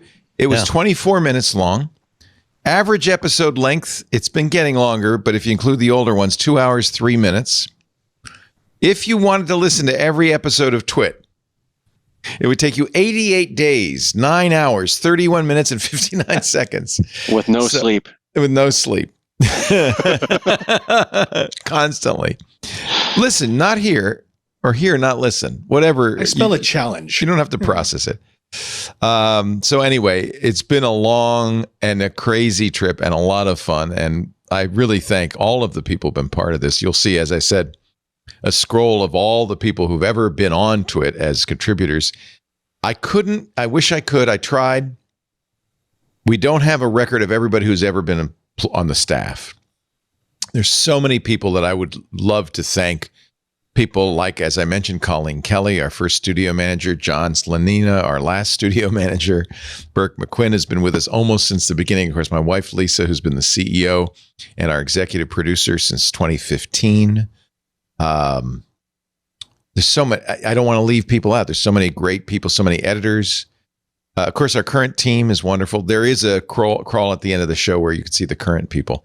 I just couldn't get all the names of the people who have worked at TWiT, but there have been so many, and I thank you, each and every one of you. You want to see another? Let's do one more video. I know I'm really slowing the show down. I apologize, but people were nice. I love these. Yeah. Here's a guy in a fez. Hi, Leo, and all the TWiT family. Congratulations on 20 years. That's how long I've been listening. I started on a Palm Treo, and I went to the Nokia N95. He brought every one of them. And in between, there was a whole bunch of others, of course. Your Nexus One with the rolly ball. Oh, I love that. First Android phone. Pixel One. Lots of others in between, obviously. And now I listen on an LG V40 because there's a really good DAC. And anyway, so 20 years. Good one. Thanks. Thank you for wearing a fez. I love that he wanted a phone with a good DAC. You don't hear that anymore. No. And that LG has like a really excellent high-res DAC in it. So I understand why he listens. Thank you, Mark. I appreciate that. That was a great video. You know, Leo, that reminds me of those days we would have at the Brick House where a box of Leo's stuff would just show up, just old gadgets. Leo's garage sale, we called him, and I would just put him in the conference room, and I would just say, have at it. And people, I was always afraid there'd be knifings, but no, it always worked out. Towards the end, we had people put colored stickers on it, and then, we figured out a way to allocate it. Because as we got closer to leaving the studio, the goods that were put on that table appreciated considerably in value. A lot of computers and things. It helped that we had such a diversity of people in the Brick House that we all wanted different stuff. Like some of us were just interested in historical tech items. Right. Other people wanted tech items they could actually use. Well, and let's not forget the no hole. Oh, I love that. I miss that place so much. So in the old Brick House, it was huge. It was 10,000 square feet on the main floor where the studio was, but there was also a 10,000 square foot basement, which we didn't even have to pay rent for because the ceiling was so low that you would hit your head on the sprinkler pipes. So they couldn't rent it to us, but we had it and we filled it up, and it was the home for many years of something I knew nothing about. I found out after the fact that you and others had built, what was the no hole? The no hole was a space that we had hidden behind racks and the cage, so you couldn't really see it. And it had workstations. It had a fridge with alcohol and non-alcoholic. What? You had a bar down there? We had a bar down there. We had all the quadcopters. We had a very nice beanbag, the arcade machine. So it was a place for us to retreat between shows. It was quite nice. But you kept it a secret. I mean, it was an open secret. We never tried to hide it. We just didn't talk about it unless we were in the know. I knew nothing about it. And that was you, but it was also your two Brian and Burke. Yeah. Brian and Burke. Brian and his brother both worked for us. They were wonderful. I just saw Brian the other day. He's working somewhere good. Facebook? I can't remember. He was at Google for a while, then Google. Facebook for a while, and now he has moved on. He just told me, I can't remember. Yeah, he mentioned it. Jammer B is in our chat, our longtime studio engineer. Jammer B, you knew about the no hole, right? Okay. Jammer B knew about everything going on in that Burke place, says he threw sharp things at you down there, Padre. Burke did not, at first, Burke did not like us down there because we were intruding on his space. That was his domain. His space. Because that's where all the wiring was, from the cameras to the TriCaster. Yeah, well, and the server room was there. We actually built a room around where all the servers were, because the way the studio was set up, all the sets were around the perimeter, and there was a desk in the middle with all the switches and the turret, boards. And this was John's idea, was brilliant. It rotated, so it could aim at whatever set. So the technical director was sitting in his turret and was looking at the show, so it could rotate around 360. Well, you couldn't rotate it twice. It would stop. You could start snapping cables if you went twice. Yeah, because all of the devices in that turret went down through a hole in the middle of the floor to the server room. So there were big cables going down, and all the work was being done in the basement in the server room. And in the basement, in the overhead of the basement, there were just bundles of network cables. Everywhere. Beautifully done too. Yeah. Oh, and by the way, we got a big upgrade to the no hole when Pixel Core moved out, because we took their cage. We took the entire Pixel Core. You took the cage? That became our play, and we got a couch down there. We got carpeting down there. It was fantastic. So it was such a big area. We rented some of it to Alex Lindsay and his Pixel Core. In fact, we rented a bunch of the studio as well to him, and he put up fencing. He put up cyclone fencing around it to protect it because there was valuables in there. So when they left, you broke in and you took that space as well, huh? Oh yeah, of course. Are you kidding? Do you understand? We used to have quadcopter races underneath the studio. Wow. That's how big the thing was. It was huge. I used to race my bicycle around under there. Oh yeah. Before we built it out, when we first moved in. All right, one more video. This is Nathaniel. Let me click the link. Hello, Leo Laporte. My name is Nate Abbott, and I live in Gilmanton Ironworks, New Hampshire. And I discovered you in 2005. I thought I'd share a funny story from way back then, and I don't know if you remember this, but I believe I was researching what TWiT was, and I went searching and found a post from you looking for your TWiT broadcasters that week, and apparently people weren't getting back to you, and you thought you would just go to the beach. And I was probably desperate. It sounded like a bad day for you. I think ultimately you got that episode together, and people came together, and TWiT carried on. But that's how sketchy it was back then, and it's amazing to me what you were able to do. I think it's hard for me to express actually what it's meant to be. Moved up here in 1998, started an MSP business. Back then it was just a reseller business and tech services. And really 90% of the time in the car when I'm driving, I am listening to TWiT. It's just been invaluable to me. Also, Security Now in particular. Yeah, Steve Gibson has meant a lot. I remember being ahead of the blaster worm. I didn't have any servers working as firewalls, which if you remember back in those days, there were a lot of Windows small business servers that were sitting on the net, their rear end, so to speak, hanging out on the internet, and Blaster just went wild with those. I used to listen to Buzz Out Loud, and I can recall how CNET couldn't seem to sell an ad on that show while you were selling ads every single week on TWiT, and you were building your portfolio of video and audio shows.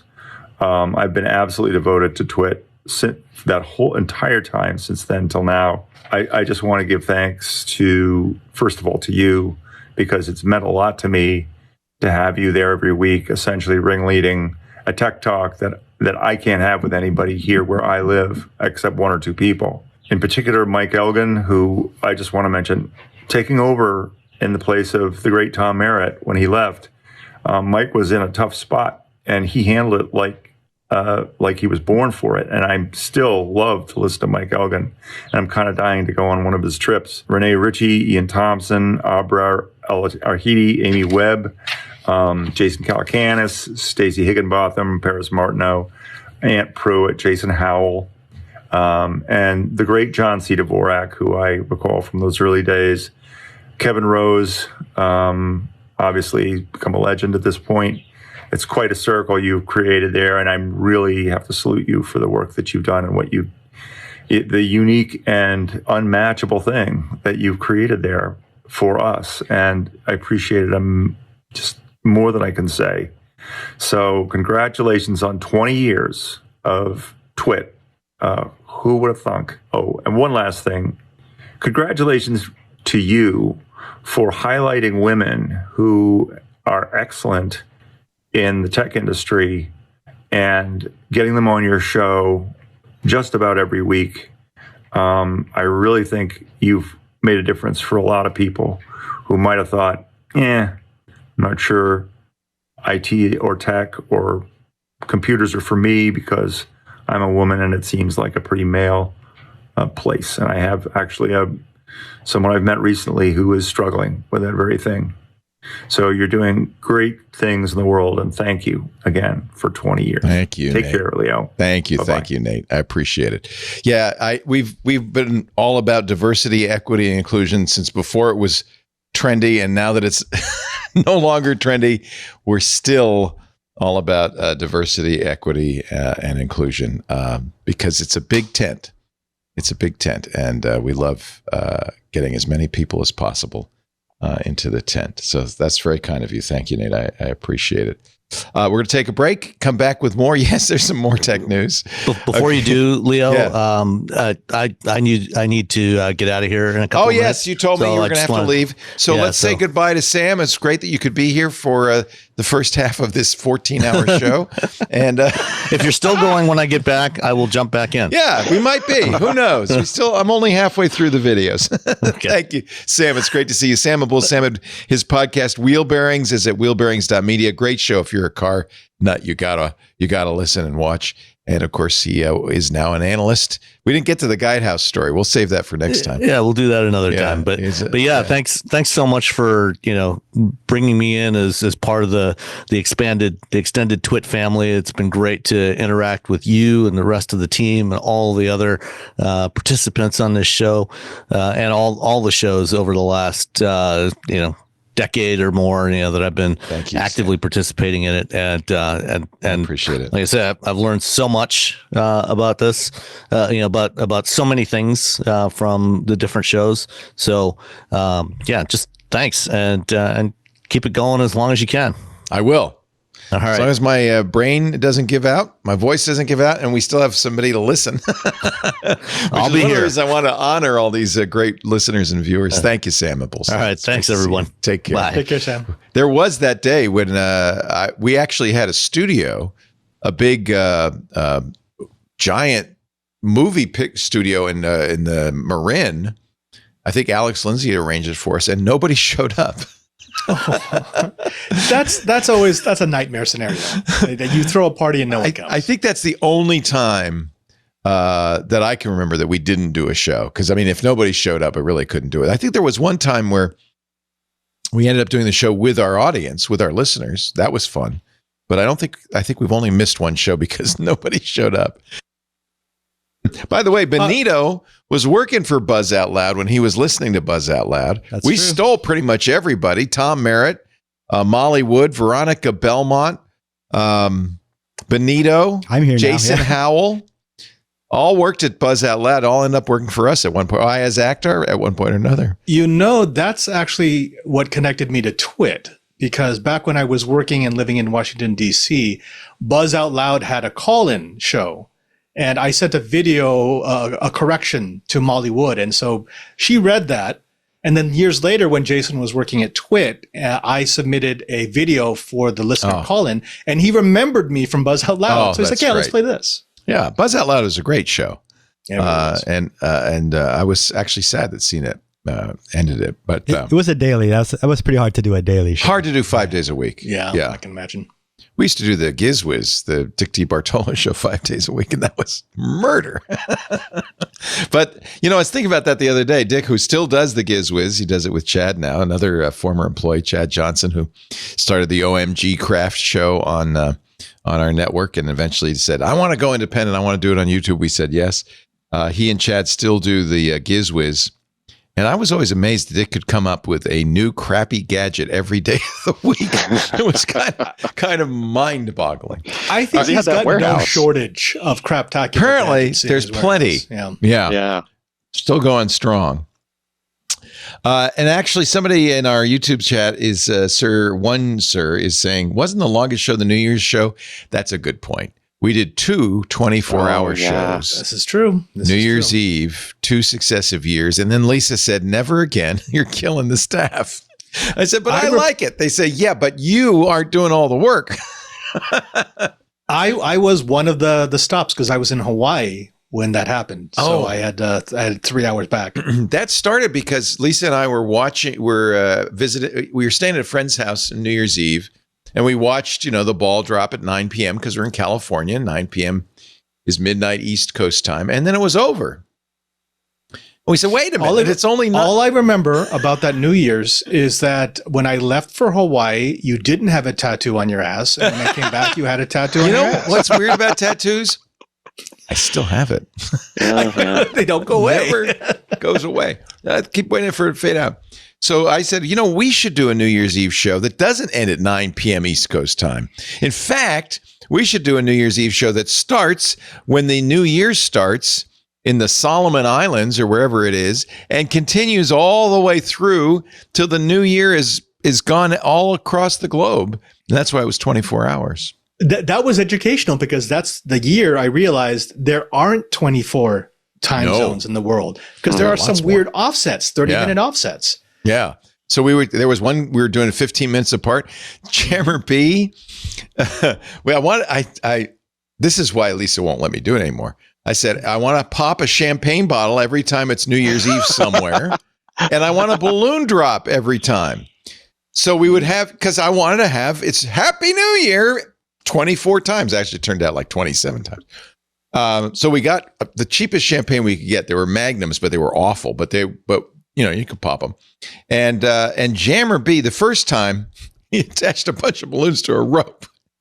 And the balloons came down. Just bring them back up and down. Pick the rope back up. And it was pretty pathetic. They would just kind of flop.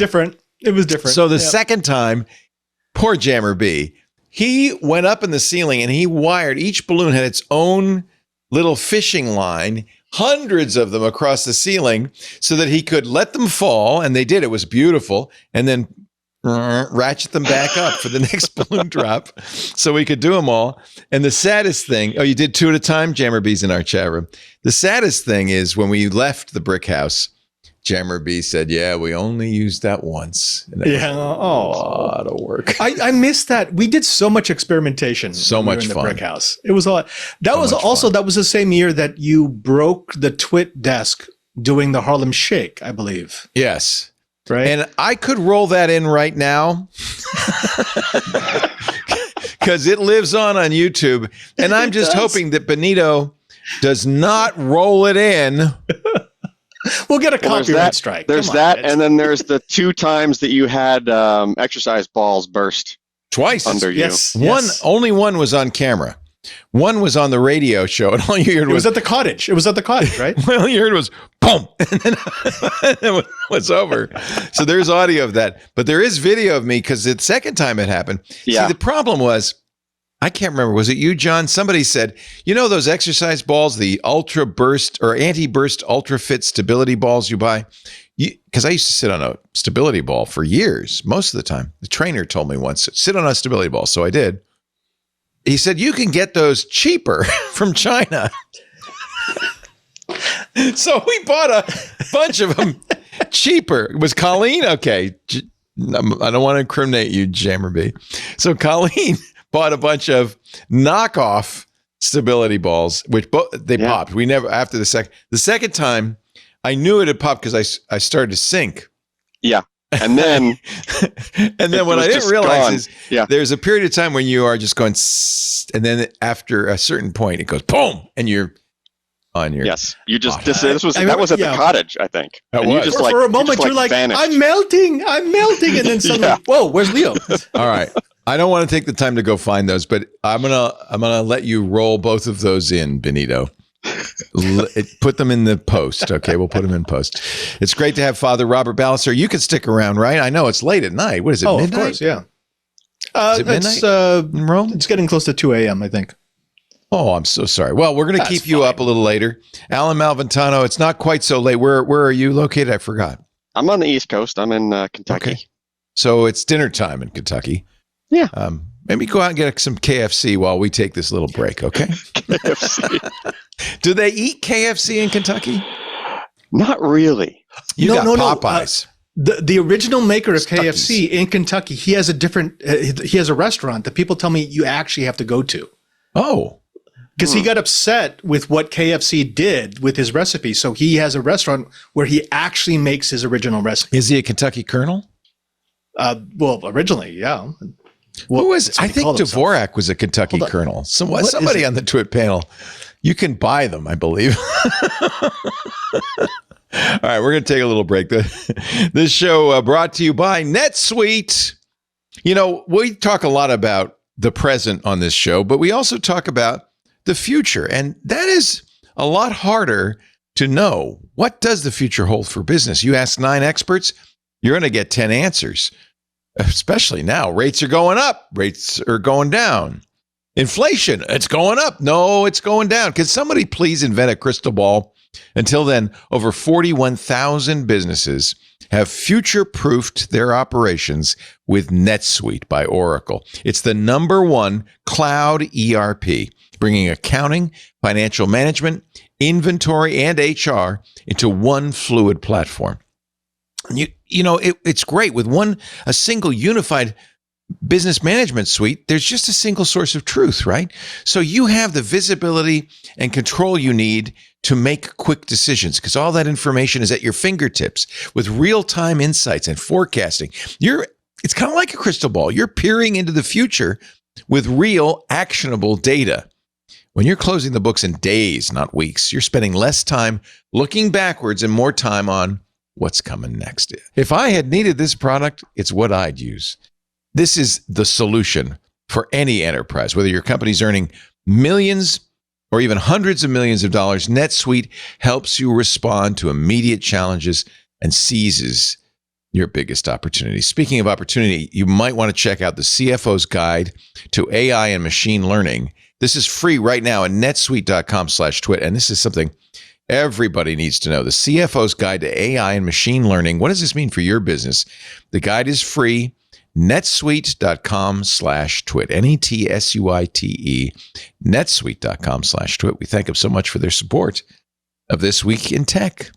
Another video. I think we might have a podcaster in this one. He's got a pretty good looking setup. This is Patrick. Patrick? Hi, Leo, and congratulations. For more than 20 years, you and the TWiT network have been a direct influence on my life in more ways than one. Whether it's entertaining me or giving me advice in my everyday job, to helping me with my career success, to giving me the passion to explore new hobbies, it's been absolutely invaluable. To even the occasional chagrin of my wife, you've literally become the voice of a third person in our house. I'm sorry. I've installed speakers everywhere, including in the shower and in 20 other locations with a whole home speaker system, just to be able to listen to TWiT wherever I am and whatever I'm doing. I can honestly say that in these 20 years, I've listened to every single episode, and thank you again so much. Here's to 20 years more, and hopefully that's not all 20 years powered by AI Leo bots.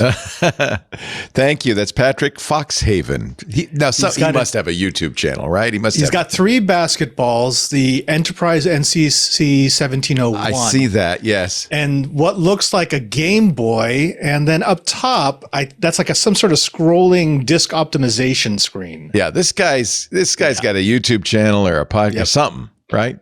Although I'll be honest with you, Alan, I kind of prefer your set. I like the funky set with a lot I do. A lot of stuff going on. It's a real set. I got all sorts of tchotchkes back there. Tchotchkes, that's And it.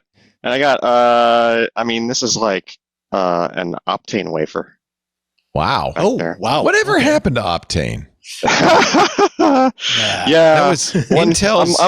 I'm still waiting for the Harvard business study to come out on like all the ways that this was simultaneously too early and too late of a technology to exist. Yeah. And Intel's layer cake memory, right? That was kind of the idea. It was stacked or something. Yeah, Crosspoint. It was Crosspoint. That's right. It was three-dimensional. Yeah. Yep. Yeah. It was three-dimensional and phase. Basically, they would never admit to it, but phase We were change so excited. memory. Yeah, we were so excited by that tech. I remember. We really wanted to see it. Yeah. And then it didn't really do anything. How about dire wolves? How do you feel about? Are you excited about dire wolves coming back? Absolutely, because Leo, it means we don't have not- to worry about endangered species anymore, Leo, because we can always bring them back. Make them again. But they're not actually scientists back. Scientists were so focused on what they could do, they didn't think whether they should do it. No, this is Scientific American saying sorry. Yeah. Tell us what it's not really a dire wolf, Alan? They only kind of sort of did it. They took some of the DNA and they grafted it into a close, well, they said it was a close relative, but even that's up for debate. This But is the same company. Yeah. What is it? It's a terrible name. Colossal Bioscience. Doesn't that sound like if you were an evil, mad scientist, you would call it Colossal Bioscience. They're the ones who did the woolly mouse, right? This is the genetic equivalent of taking the body of a Humvee, putting it on the chassis of a Suburban, and saying you can now buy a military vehicle. It looks like it, but it's not it. It's a gray wolf whose genome has been edited to give it some dire wolf-like traits. The dire wolf. I mean, listen, there's plenty of novel, like there have been advancements that they have done, like without a doubt, to accomplish what they have so far. It's just that their PR is spinning it a little too far. They're just spinning it a little too far. Yeah. I actually interviewed George Church, who some say is the father of modern genomics, and he has been working, and he made a good case for it, on bringing back the woolly mammoth. It's not like to create a Jurassic Park. It's to actually preserve the permafrost in the Arctic. So his point was that the permafrost holds a lot of carbon dioxide. It's frozen in there, and as it melts, of course, it's released into the air and causes greenhouse. It's a greenhouse gas, causes greenhouse effects. He says that it's been trapped there to some degree because they had giant mammals thousands and thousands of years ago that would stomp it down. But with the extinction of these giant mammals, it's not getting, compressed, and combined with climate change is going to pose a real problem. So, there's a triangulation. You can go back and look at it. Church is working with a company to kind of try to recreate this woolly mouse. I think was I don't know if it was a first step, but to try to recreate the woolly mammoth, not because it would be cool, although it would be cool, but because they want to repopulate that Arctic area to protect it. To protect the permafrost. We don't need woolly mammoths to pound down that ice. Just send me and the population of Springfield, Missouri. Just do a quick run. It's all good. Okay. Anyway, I mean, there's been a lot of mocking of this, dire wolf, and I've even seen people mocking the woolly mammoth. I don't want to mock it though, because it is interesting genetics. I think really there's a point also, to be honest. Right. Yeah. It's in the PR that it gets ridiculous. Yeah, I mean they had to make genetic, like when you're trying to change DNA, usually you have to go in very precisely, and you can only tweak like a couple of things, right? But or you get a Cronenberg, right? Then they're doing it like in batches. They're able to do like for every time you unwind the chromosome and pass it through this thing, you can actually make multiple changes per pass now, which is like a pretty cool thing. It's like you're able to do multiple edits for one operation, which lets you, change more. And that's all. I mean, there's benefits that can come from this that extend well beyond just making a pseudo, pet or whatever you want to call it. Right? Well, if they had if they had like miniature woolly mammoths, that'd be cute running around the house. I think. No, Leo, come on! I don't want a woolly mammoth in some woman's purse. Yeah, that's just wrong. It's like Baby Yoda. It'd be kind of cute. Speaking of science, apparently the new budget the administration is proposing has some fairly significant cuts to NASA's budget, not the budget to go to Mars, but to the agency's science budget. $5 billion out of the $25 billion, about 20%, and most of them are concentrated within the agency's Science Mission Directorate. Probably because that's one of the groups that are saying we're going to have climate change is going to be a problem. They oversee planetary science, earth science, astrophysics research, and more.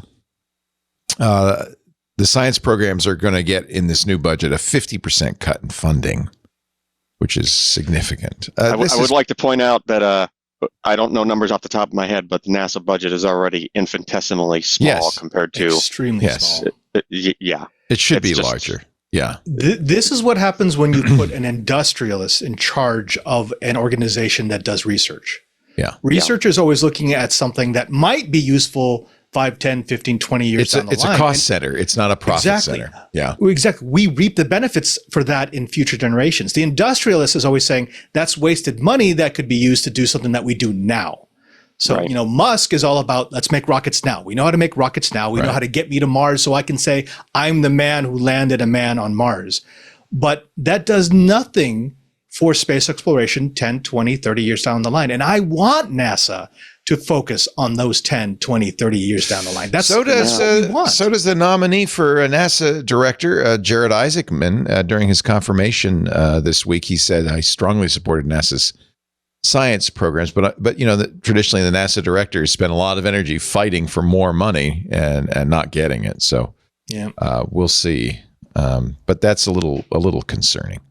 But we still have the dire wolf, so that's okay. Yeah, I mean, a lot of those talking about like benefiting industrialists, it's almost like a short-term versus a long-term play. Yeah, right? If you want to just do the thing right now versus the things that get developed through NASA programs, since it's a government and public funded thing, it ends up going to the public. Well, what happens? You end up with a bunch of other related industrialists that can take advantage. Well, and then you also get pork barrel programs like the SLS that are really non-functional, but exist only because every member of Congress could send a tiny bit of that budget to their state, to their industries. Yeah. I mean, I think the SLS is literally has parts made in every state of the union because of that. Right. It's just nuts. And then they wonder why it's so overcost. Well, because you did it in the most inefficient way possible. Yeah. Yeah. But this is not a partisan problem. And this happened in the Obama administration. It happened in the Biden administration. It happened in the Trump administration. This is Congress just not wanting to spend money on this kind of stuff. Well, it's also the way that we look at public service. When we're electing someone for office, especially for national office, for federal office, we want to know what they're going to bring to us. Right. And so they have to, it's like a quarterly report at a company. They have to show, do for me? I got this bill, I got this money, I got this check, this stipend, whatever it might be, coming into my state. Well, that's great if you only care about the next election cycle. But if do you think we'll ever go to Mars? Do you think that that's really in the cards? I think we will. And then everyone will say, okay, we went there. There's no reason to go back. Mars is a horrible target for space exploration. It's toxic. It's the worst place to go. It has no magnetosphere, which means that any terraforming, which some people keep saying, we'll just terraform it with nukes. No. It goes away. Right. Yeah. There's no shielding from radiation. It gets less than 40% of the sunlight that you get on Earth. It has less than 1% of the atmosphere. It has toxic, poisonous perchlorates built into the regolith. It is a horrible target for terraforming. I mean, much better is the moon. The moon would be a fantastic place for us to go, but it's not sexy like Mars. Padre, didn't you watch Total Recall? Get your ass to Mars. Get your ass to Mars. Start the reactor, Quaid. Please. I'm going to read a poem. This is This is a poem written. Let me see if I can find it. I really liked it. Dan Shepard in Paducah, Kentucky, just down the road from you a piece. Oh, yeah. Yeah. I don't know if he's a colonel. Maybe he is. I don't know. Dan wrote this. 20 years of twit. It mostly rhymes. Back in the day, I was tech elite with an iPod so big it doubled as a seat. Firewire blazed at 400 pace. Or so I thought. I was young. Give me grace. An eMac chugged at 800 megahertz.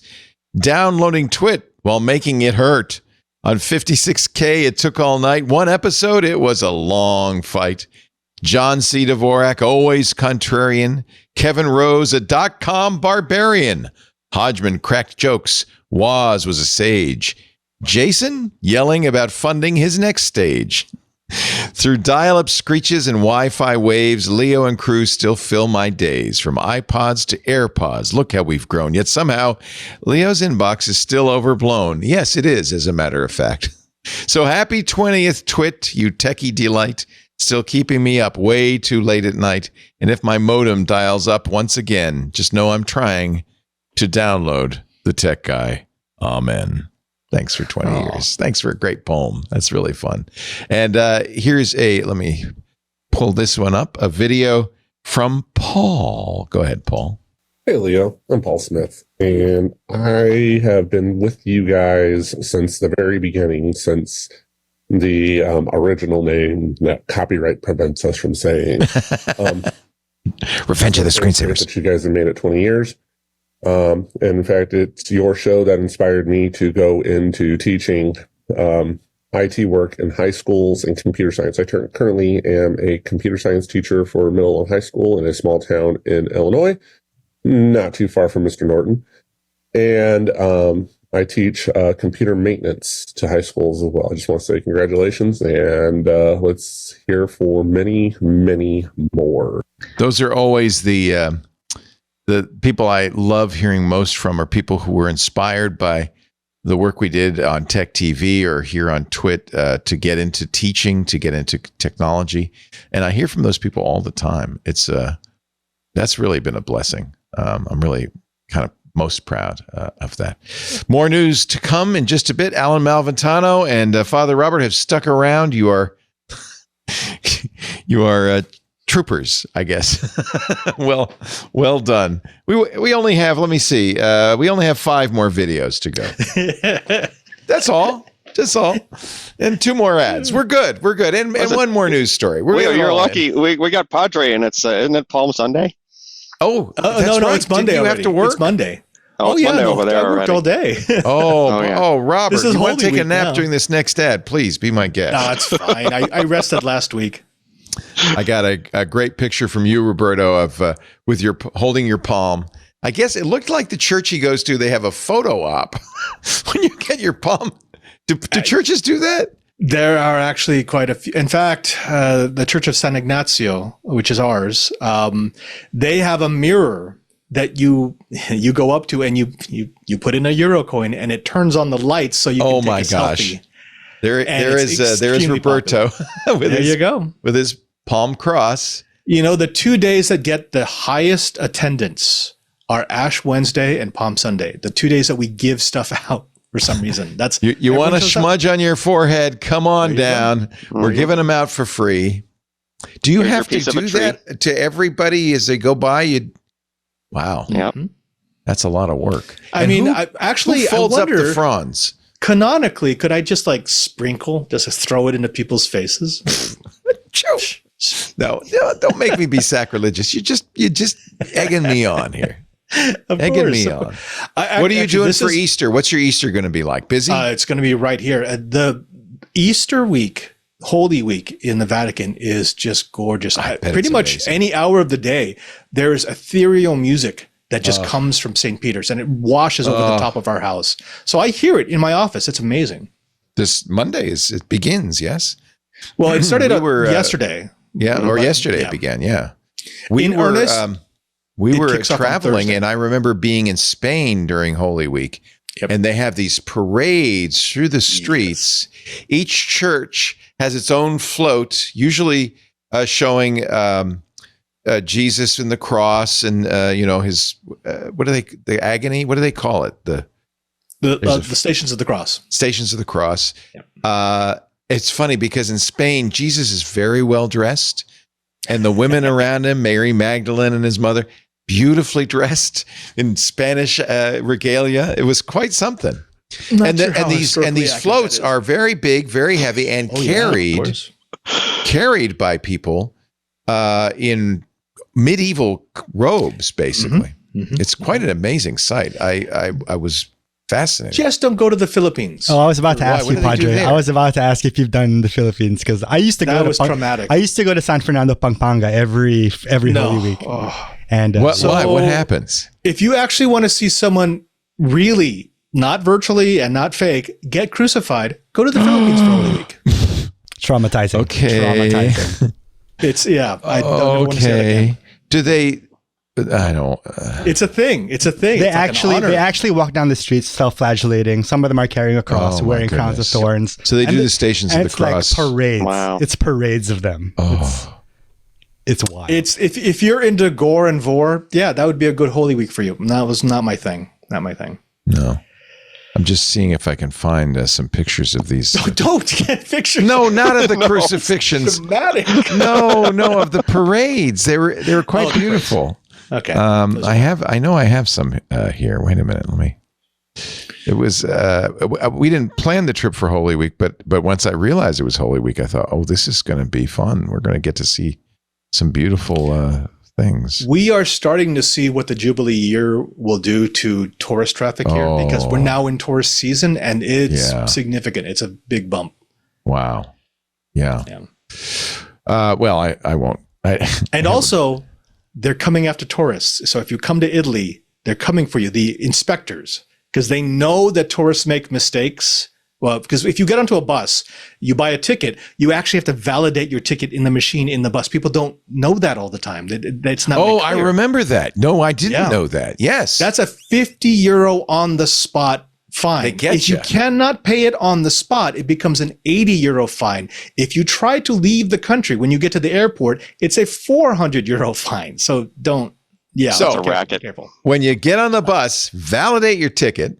Correct. And another thing that I didn't know until I got to Italy, you pay for your cornetto and espresso first at the cashier, and then you go to the counter and you show them receipt and you get your cornetto and espresso. It's two separate transactions. It depends if it's like my coffee place down here. They know me, so we just order and then we pay at the end. Oh, okay. But not most normally. places, you pay up front. Yeah. You pay up front. Yeah. We went to the. When you come, I will take you to my place downtown. It has the best coffee and the best pastries. We went to the famous Tazo d'Oro, which is the original home of espresso, they say. And and then you stand there at the counter, and it's wonderful. Love it. That has spoiled me. Every time I come home, the coffee tastes like water now. Yeah, no, this is great. Made me a snob. How about let's take a trip to Tasmania? Are you ready? This is Richard. Yeah. He's down under. Watch. Hey, Leo and the team at TWiT. Richard from Tasmania, Australia here. Congratulations on 20 years. Such an amazing achievement. I've been following TWiT for 19 of those 20 years when I was living abroad and bought my very first iPod, and got me through lots of commutes and work days. And since then, it's got me through many more and workouts and chores. So thank you for everything. And here's to another 20 more. Thank you. And if you want to go to Tasmania, you know how you're going to go? You're going to go in an airplane, maybe with the stork.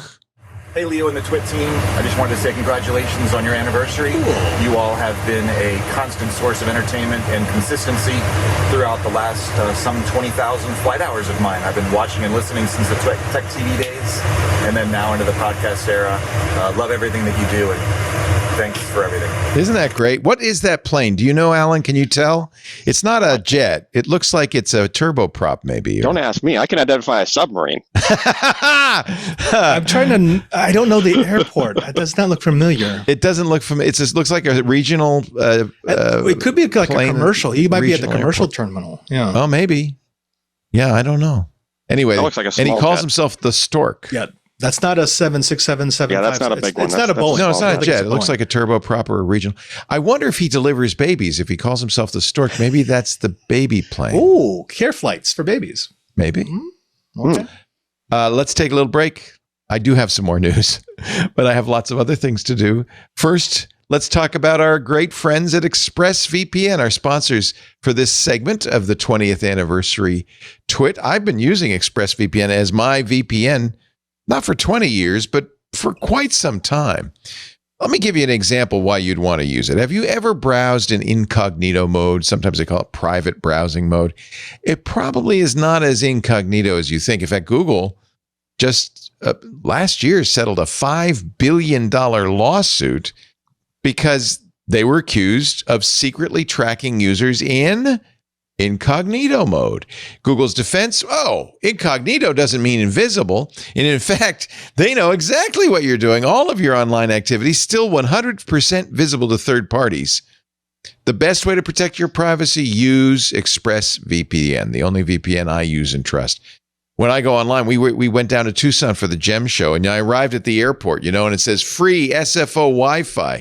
And every time I look at that, I don't think I should use the free airport Wi-Fi. Then I remember, but wait, I've got ExpressVPN on my phone, on my tablet, on my computer.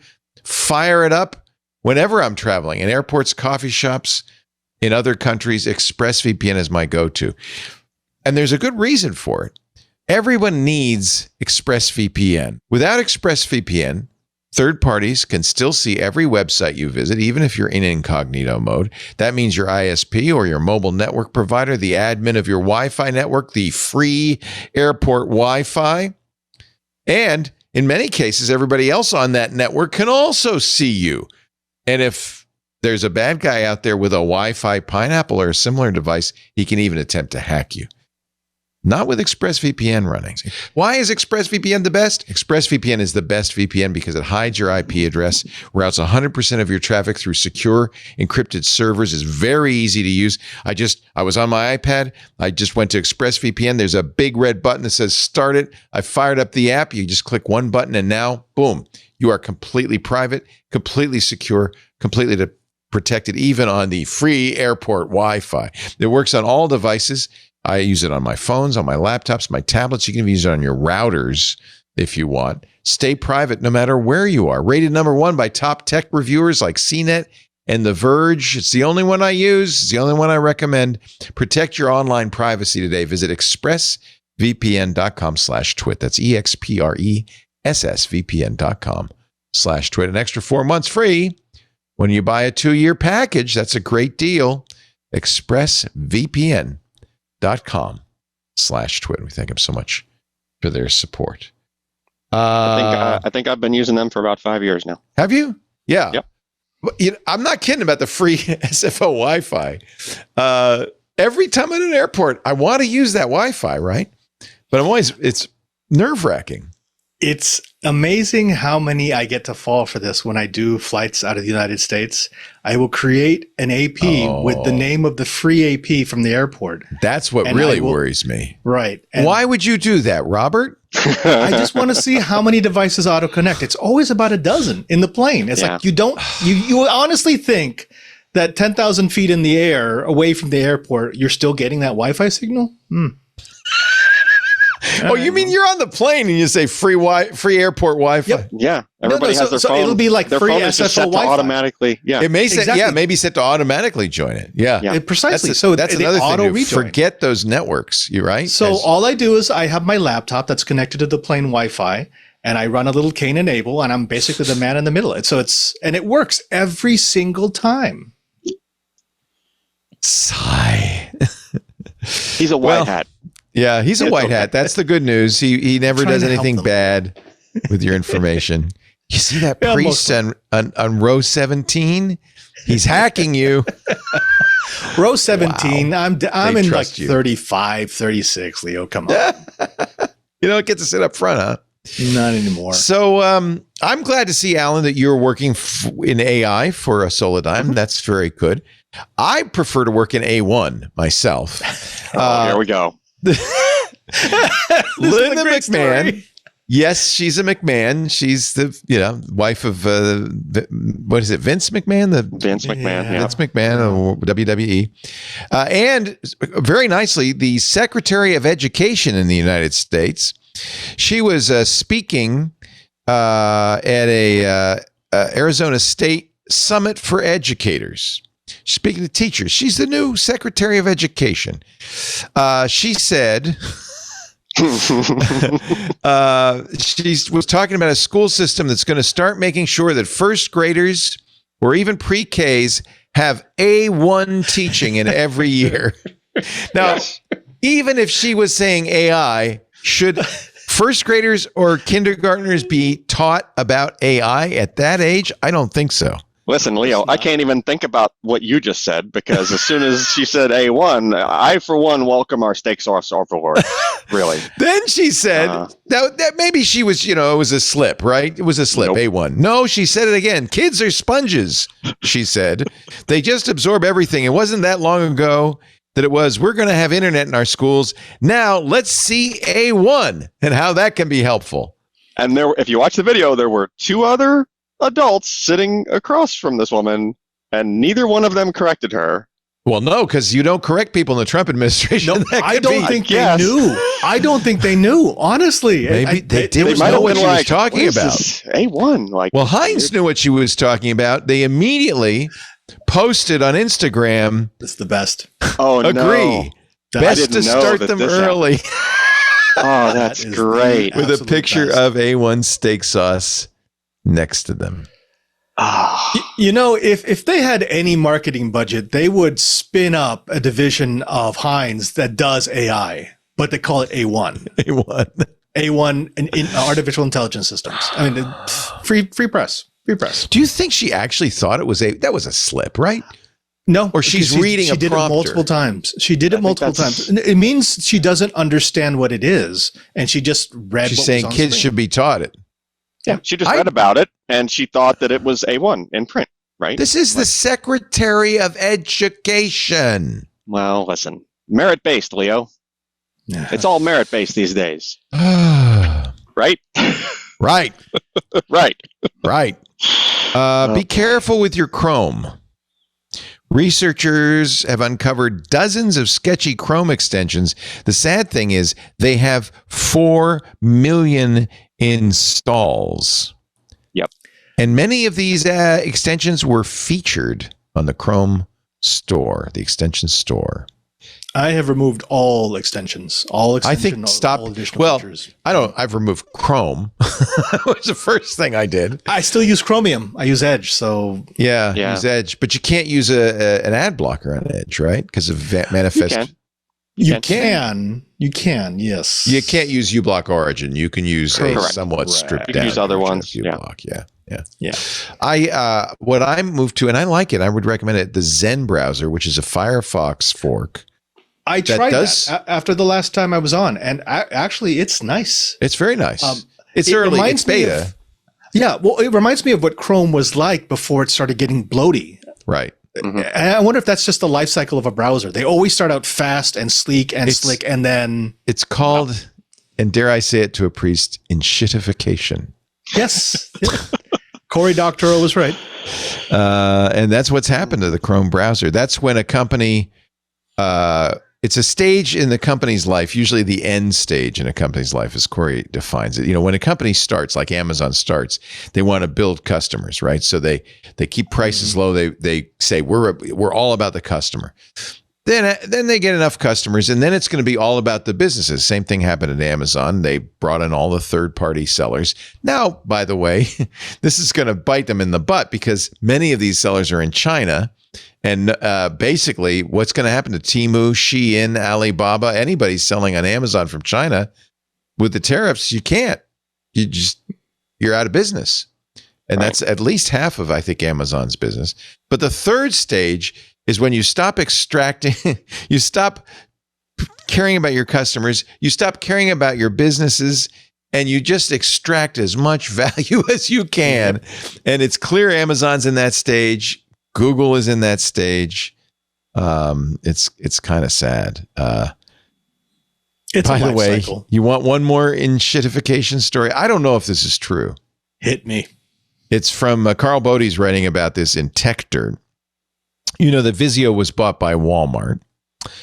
Walmart has been trying to leverage standby mode. They call it scenic mode. And Walmart says it's supposed to display relaxing ambient content when your TV is idle for a period of time, which Vizio claims adds to the environment of your home or office. Well, I don't know if you saw this on Reddit, but one Vizio owner was annoyed to leave his room and come back to a loop of Kristi Noem saying, if you're an immigrant, get out. Oh, my goodness. Over and over again. Apparently, Vizio is selling this time as ads. That's not very soothing content for my television. No.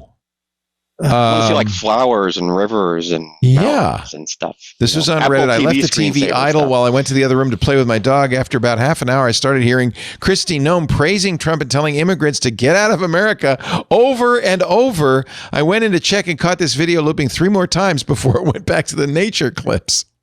That's very 1984. Now, what's funny is, where did those televisions come from? China. It's circular. So there's going to be less of those televisions. Well, there'll be far fewer. Oh, yeah. Far fewer. Can you get a dumb TV now? Is there any manufacturer that sells a dumb TV? You can buy a computer monitor. You can buy a computer monitor. But it's going to be more expensive, right? For the square footage. Way more expensive. Yeah. I was blown away. I went to Costco the other day, and they're selling 85-inch TVs for $800. Of course. Yeah. Oh, yeah. But the reason they can do that is because those TVs spy on you. They show you ads, plus they tell advertisers what you're watching, what you're doing. Mm-hmm. They all have cameras built in so that you can zoom from the TV as one does. I have all of the Samsung endpoints for the TV related things blocked at my router. That's the way to do it. In fact, I've got a pie hole that kills all their DNS queries. Yeah, that's why I actually don't care whether I can run you block origin anymore, because I block it all upstream. Upstream, right? Yeah. Upstream. And we don't use any of that. Smart TV stuff is only a backup. It's I've got Shield Pros on all the sets. The problem is I have a bunch of Samsung TVs, and even if you're running an Apple TV, it's very hard you have to go through the Samsung interface to get to the Apple TV, right? You can't just have it come up unless you figure that out. I would like to have it come up on I don't want to see any of the Samsung crap. I don't think you can. And I definitely now don't want to see any of the Vizio crap. Wow. I had to set up the TV for my father because he's mostly bedbound now, and I wanted to make sure he could access everything. But the TV, and I wanted to use a Fire Stick, and I wanted to use an Apple TV, but because those functions are also built into the TV itself, he keeps choosing the wrong services. Yeah, that's right. Finally, I just had to give up and just set it up on the smart TV, even though it's horrible. Yeah. Yeah, it's slow. Right. The apps aren't up to date, but it's easy to use. Same with my mom, who's got Alzheimer's. Yeah. I bought her a TCL with Roku built in. That's exactly what my dad has. It's a lot easier for her to use. She doesn't have a separate thing. She doesn't have to switch HDMI ports or any of that stuff. And I went up and down the aisle at Costco just looking for any TV that didn't have any smart features, and not a single one. None. Yeah. This is enshittification made real. That's terrible. Sigh. All right. Let me play. I got a great video for you. Can I do one more? I got 2 more. Yes, please. I'll do one more. This one, I think you're going to enjoy this video. Hey, Uncle Leo. It's Tom Britton from Freak Show and Tell and the Danger Circus. And I'm in my little Chicago rehearsal space tonight, so you get to see a little behind the scenes with non-theatrical lighting. I don't remember how I first found the TWiT podcast. 2005, you only had a handful of episodes, and there weren't a lot of podcasts. So I think I listened to all the podcasts on Earth, yours included. Since then, I'm a member of Club TWiT, and I enjoy a lot of the contents of the TWiT family of programming. So I want to tell you a very heartfelt happy anniversary from all the TWiT fans on Earth. So you make a wish. Me, I'm going to blow out the candle for you. Happy anniversary, Leo. Doing the TWiT, baby. Oh, look at this. Fire and he's eating eaters. the fire. Tom from Freak Show and Tell. That is unbelievable. Isn't that great? You know, that's the other thing that's amazing about this is not only all over the world, but all walks of life, all kinds of people. It's just such a privilege to be able to do this and to have done this for 20 years. I really appreciate it. One more ad, one back more in the story. Day, you were calling them netcasts. Yeah, That's that was a mistake. So on the very second podcast expo, this must have been 2007, I got up on stage, did the keynote. I said, why are we calling them podcasts? Why? That's because they run on an iPod. They won't always run on an iPod. Someday there'll be other ways to listen to podcasts besides iPods. Plus, Apple owns the trademark. Do you think that's a good idea? Can we call them something else? What about this? They're broadcasts over the internet. How about we call them netcasts? And it has this wonderful connotation of you're casting a net to bring in people. And everybody hated it. I called it a netcast for years. It was a good effort. I still love hearing that netcasts you love from people you trust. Yeah. I mean, come on. Only on the old shows, because Jerry Wagley, who was our chief of marketing, I was at a podcast expo about 4 years ago. I guess they've changed it to the podcast movement, which is a terrible name. But anyway, and we were at the podcast movement, and Jerry said, can we please just call them podcasts? And what was amazing is I guess in that session where we recorded Netcasts You Love, we also had him say Podcasts You Love. So we were able to edit it. And we've been a podcast network ever since. But and guess what? We're there today, Leo. There's no more iPods. So, yeah. Exactly. That's true. So what is a podcast? It's the same reason that when you save something in Word, it's a little floppy disk. Yeah. Yeah. I guess it is. There's some people who made a retronym. It stands for play on demand or something like that. But no. Just trying to make it work. But I gave up because they call it a podcast. They understand what a podcast is. They don't understand what a netcast is. So I gave up. I was right, though. I'm just Listen, saying, Leo, there's an alternate timeline somewhere where everybody's calling them netcasts. What do you call it? When it's on YouTube, do you call it a podcast? YouTube does. That makes no sense. Yeah, I know. No, now everything's shorts. Shorts. Shorts. It's all shorts. It's true. All right, we're going to see Padre in his shorts in just a moment. But first, no, we're not. No, I'm just kidding. That's a tease. But first, a word from our sponsor and a company I am very proud to be representing, Bitwarden, the trusted leader in passwords, but also passkeys. Yes, I manage all my passkeys in Bitwarden, and I'm loving it. And they even manage secrets. So it's a great way to send documents encrypted, to keep track of your API keys and your secrets without uploading them to GitHub by accident. How many times that happened, right? No, you got to have Bitwarden. With more than 10 million users across 180 countries, over 50,000 businesses as well use Bitwarden.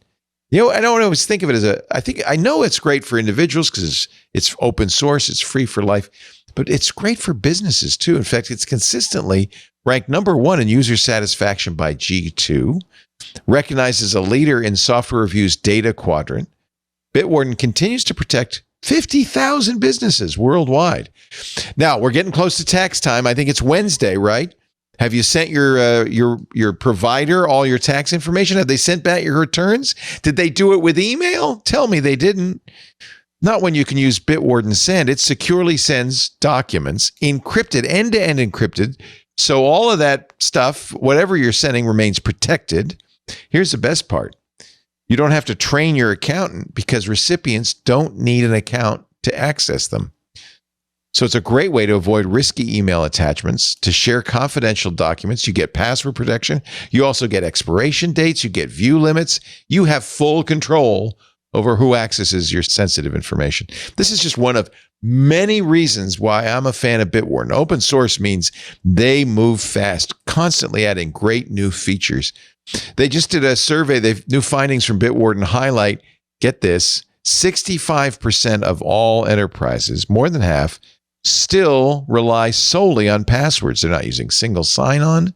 They're not using passkeys. That's not good. With a password, people are writing them on a Post-it note, put them on their monitor. Password management is cited in the same survey as the top IAM challenge for 35% of organizations. Only 21% implement passwordless authentication. We can fix that. Enterprises face ongoing credential security risks.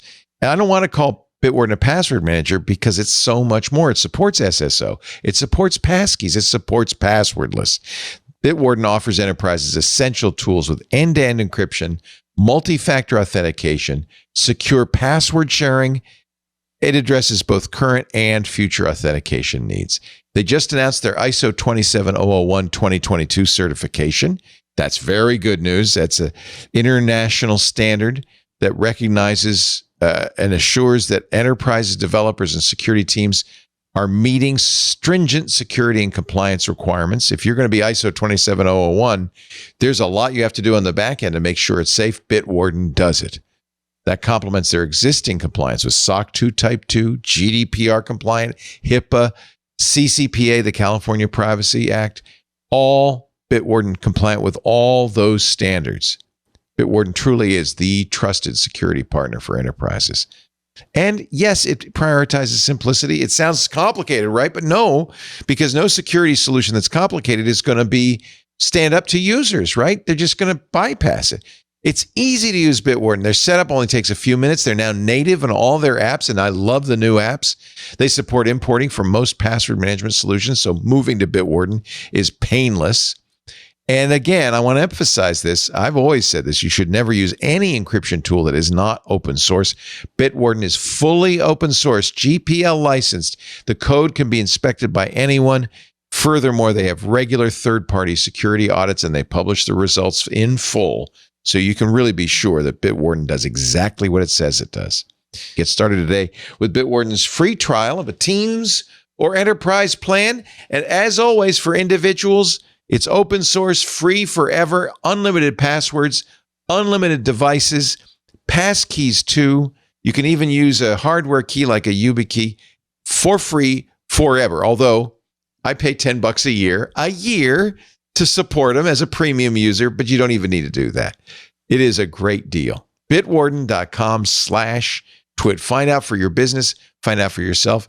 And I know all of you use a password manager, but I know you also have friends and family who are still using the same password on every site. You know how horrific that is. Bitwarden.com/twit. Get them to move. Did you see, by the way, that Troy Hunt got pwned? Did you see that story? Bitwarden.com/twit. All right, we're done with the ad. Troy Hunt, who does Have I Been Pwned, right? Before you move to that, so Bitwarden, one thing I like to commend them on is built into their official client is also if you are self-hosting your own service. If you're an individual, you can self-host it. That's right. Yes, which I'm self-hosting across all my devices. There's excellent third-party servers. There's a Rust server. Do you use that one, or do you use the Bitwarden? It's just a Docker container. It's just Vault Warden. It's easy. Like backend. I've got a container on my Synology NAS. You both use it. And you both host your own vaults. Yeah. That's trust no one. Bitwarden. Yeah. Yep. Yeah, Troy Hunt was just getting off a plane. He was on a long flight. He was a little jet lagged when he got an email that purported to be from Intuit MailChimp saying, oh, we had to pause your newsletter because of all the spam. If that was an error, click this button and fix it. And Troy said, I was jet lagged. I wasn't paying attention. I clicked the button. And then here's the interesting thing. He said, I wasn't worried. I had two-factor. He used the two-factor. But here's the thing. Of course, it was a phishing site. It wasn't MailChimp. Yep. And nowadays, because they automate these phishing attacks, they could reuse his credentials and the two-factor within 30 seconds. Yep. They stole his mailing list. Now, to his credit, Troy, because he runs Have I Been Pwned, said, I've been pwned. I apologize. My mailing list got out. This is how it happened. But it just shows you, if it can happen to the guy, I mean, he's a security guru. If it can happen to him, it can happen to anybody. Never click the button. Don't click the button. Authentication redirects are relatively rare, though. So that was extremely well. It was a good attack, but it was probably a spear phishing attack, right? They knew where they were going with that, and they knew Troy would probably have 2FA. And sad. Not bad. Okay. That does happen, though. Now I got to try that. Son of a bitch. Do you still have the Flipper Zero I gave you? I do. That thing has become extremely useful. I need to pick one of those up. Ever increasingly digitized area of Rome. They call it the multi-tool device for geeks. Ostensibly, I mean, you can go through customs with it because it's got a little game. I don't know. It's like a snake game or something on there. Right? Not anymore. They know to look for it. Oh. Yep. So when I travel with that, I have to pack it into checked luggage. Because they'll say, "Oh, you got a Flipper Zero." They'll take it. Yeah. Your cyber buddy. Mm-hmm. They just announced a new product. What is it? I gotta find it. It's not on their site. Yeah, it's a new hat. Yeah, a hat. On. Yeah. No. It's not for the Flipper Zero. It's Oh. Yeah, it's an interesting new product, but what is it? But they have an infrared transceiver. They have Bluetooth. They have everything on this thing. There's all sorts of little add-ons for it. Yeah, I did not want to own one. to be honest, I thought this is dangerous. I may have been on a Royal Caribbean cruise not too long ago.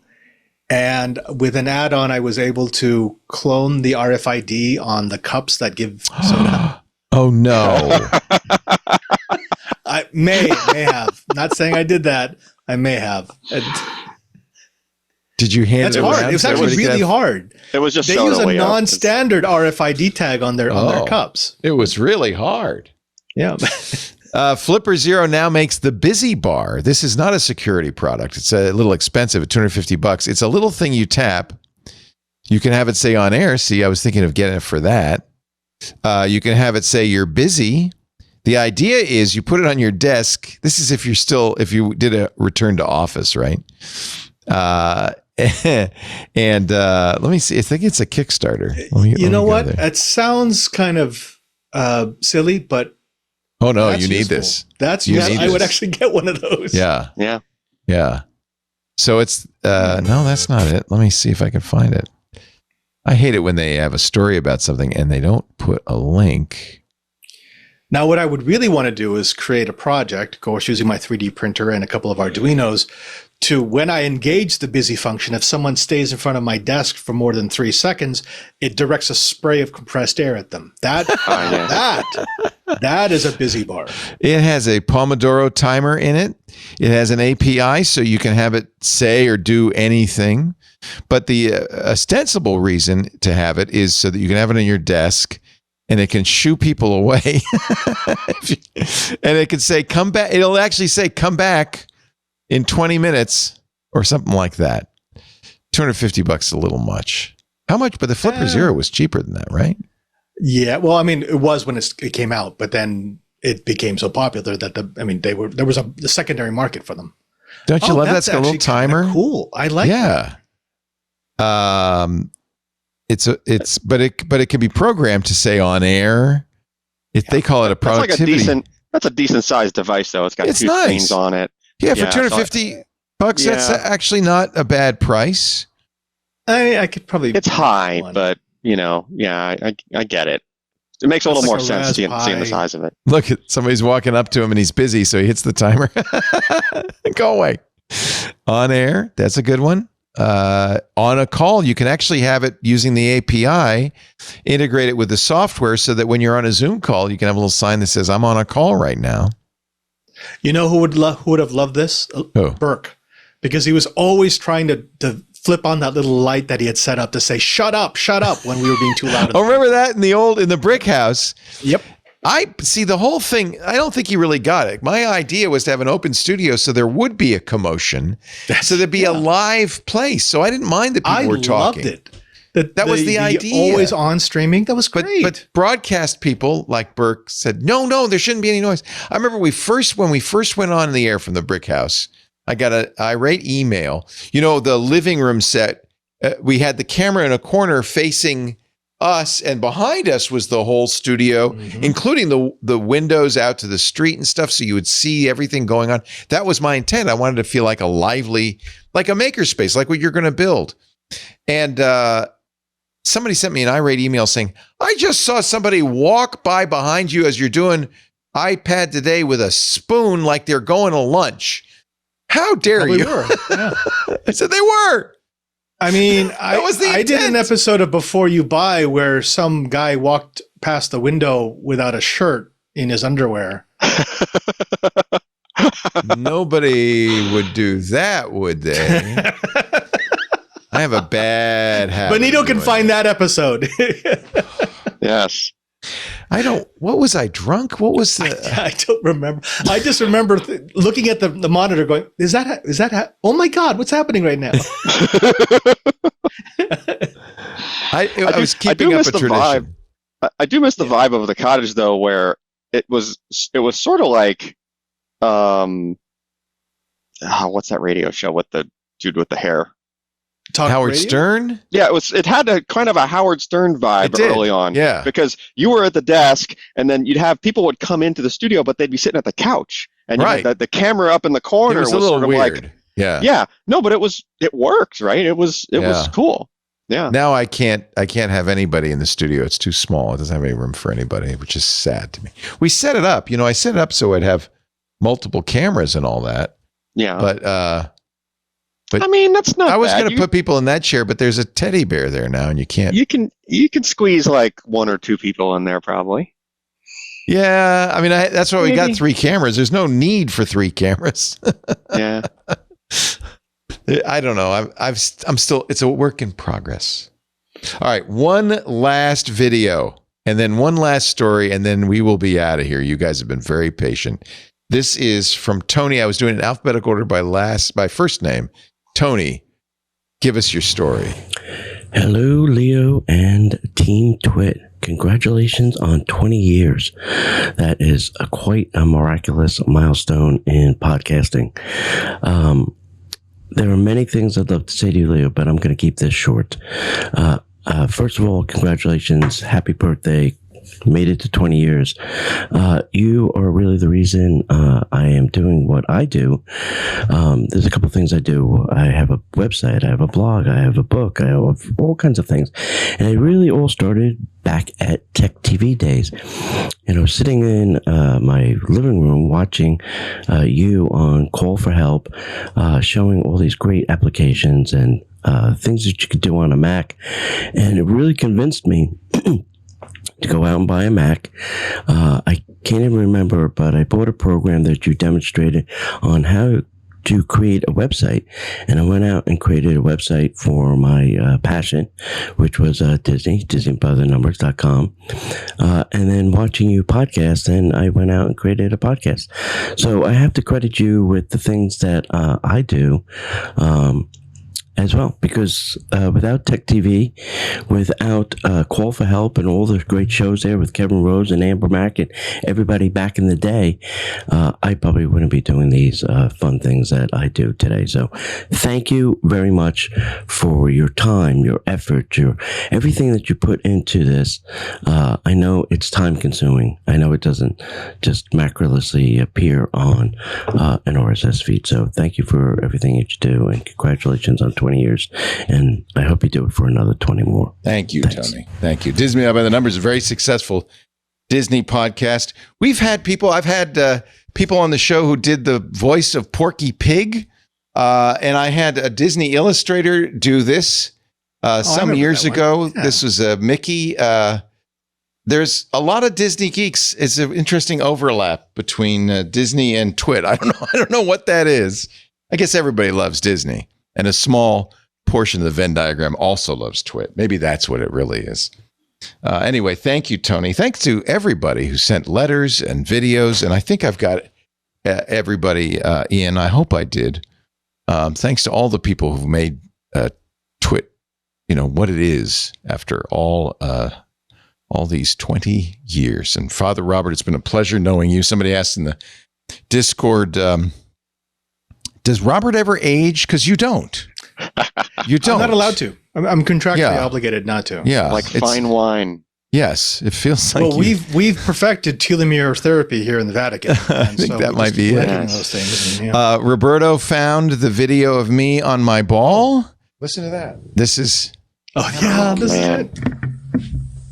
Oh dear. I punched a hole in my ball. I think you changed the Did you change the camera? This is terrible. Change the camera. There you Terrible, go. terrible That's news. it. I thought I was going to sink slowly. I'm sinking. But as it turns out, it doesn't. It was a slow leak. It's the best. I watched that live. And I almost fell out of my chair.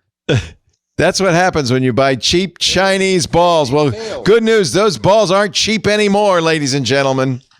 We had a whole rack of them at the brick house. We did, remember? Yeah. Yeah. I stick with these Ultra Fit anti-burst. That's the key stability ball. I recommend it. Anti-Burke stability ball. Somebody also found, I might as well play it. The video of the Harlem Shuffle, where this is in the brick house, where do you remember this fad? It was a very brief fad where people would be in an office or whatever, and then they would just burst into song and dance, and they would often wear like horse heads and different animals. Oh yeah. And then so I thought, well, we should do the Harlem Shuffle here in the studio. But what I didn't know, oh gosh, you know what? There's so many great posts in here. I'm having trouble finding it. What I didn't know was that I couldn't really safely stand on that table. So here we are. This is not a weight-bearing table. No, this is Dvorak on the far left, Rafe Needleman to my right, Jason Snell is there. Somebody's on the avatar. This is in the brick house. We thought we'll do our version of the Harlem Shake. And there's a kid in the robot head. That was from the OMG Craft show. And then that's Lisa's nephew, I think. And then we all get up and do the thing with a horse's head.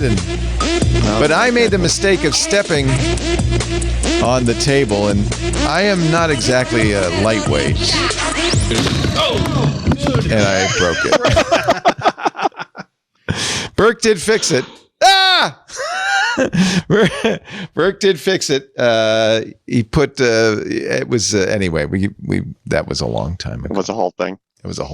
The audio version of the ball burst, the first ball burst. Yes, I think that was when it was one of the better grade ones. Let's just say, and so it was unexpected. So even though you had the Heil mic and it was audio only, that's the one where you heard it pop. You can hear it. It went boom.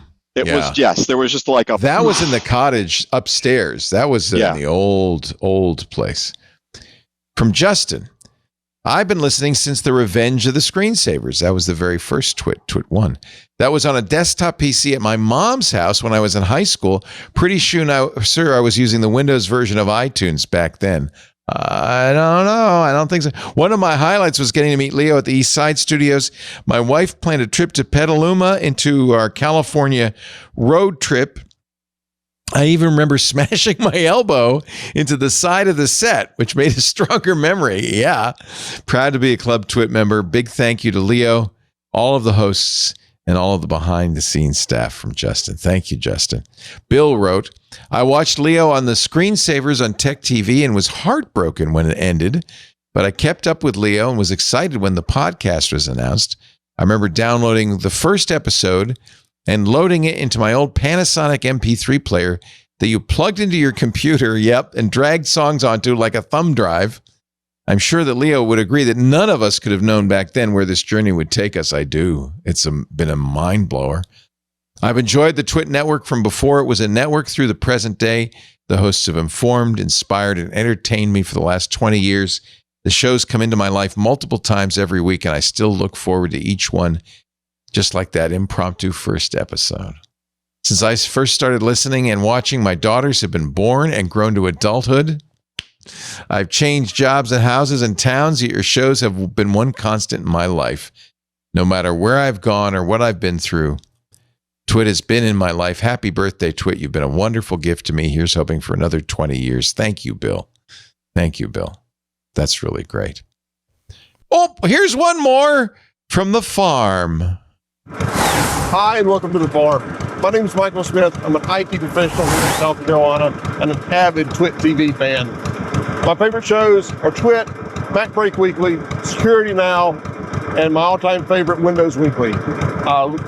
Richard, my liver and my wallet both hate you, but my palate doesn't. And this is where I listen to my TWiT podcast. Who would have thought we'd have two tractor videos? That have a couple. Now that's a deer, right? And that looks like, in fact, that's how he knew it was a harrow. He's also driving a harrow. Honey and eggs. Wait a minute. What are you up to?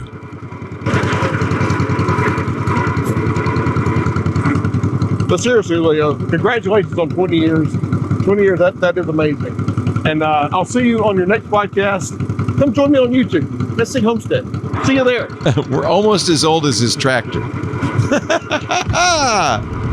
I love it. Thank you so much. That is awesome.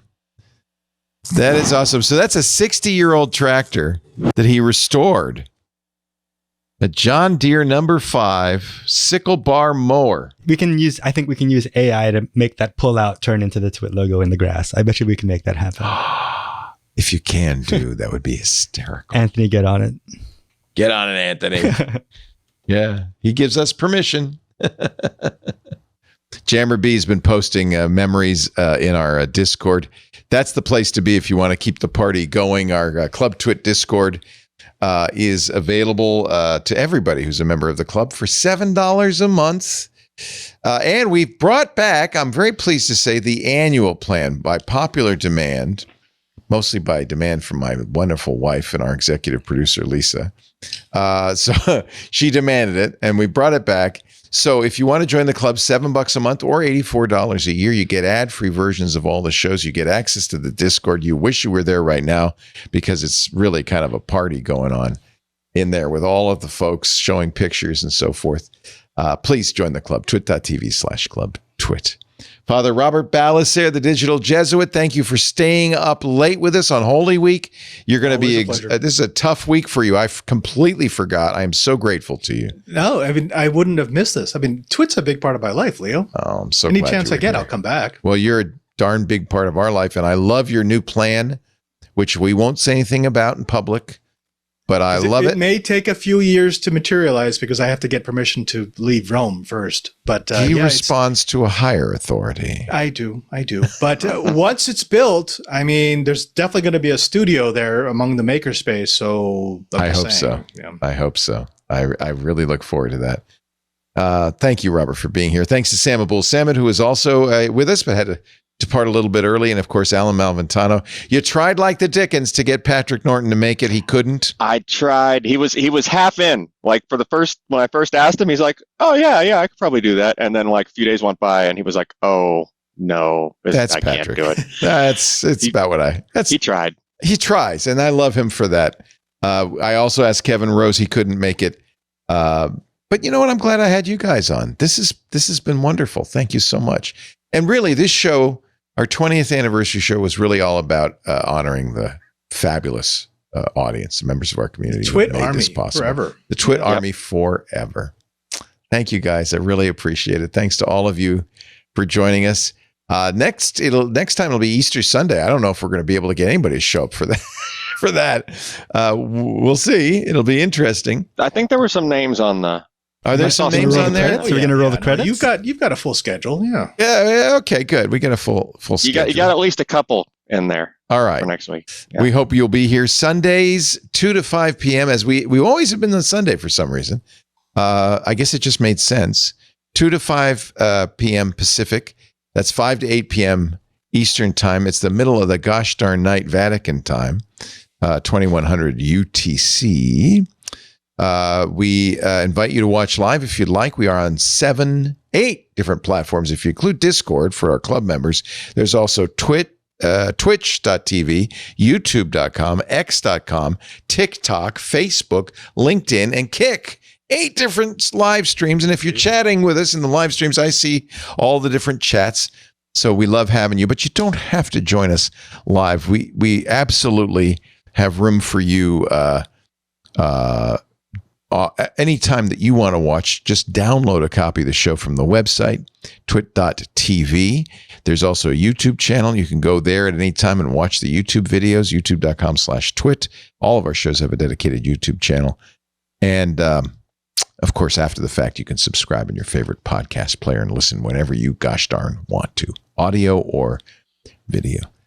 I'm going to roll a list of the 389 people who have appeared on this show and say, great having you all.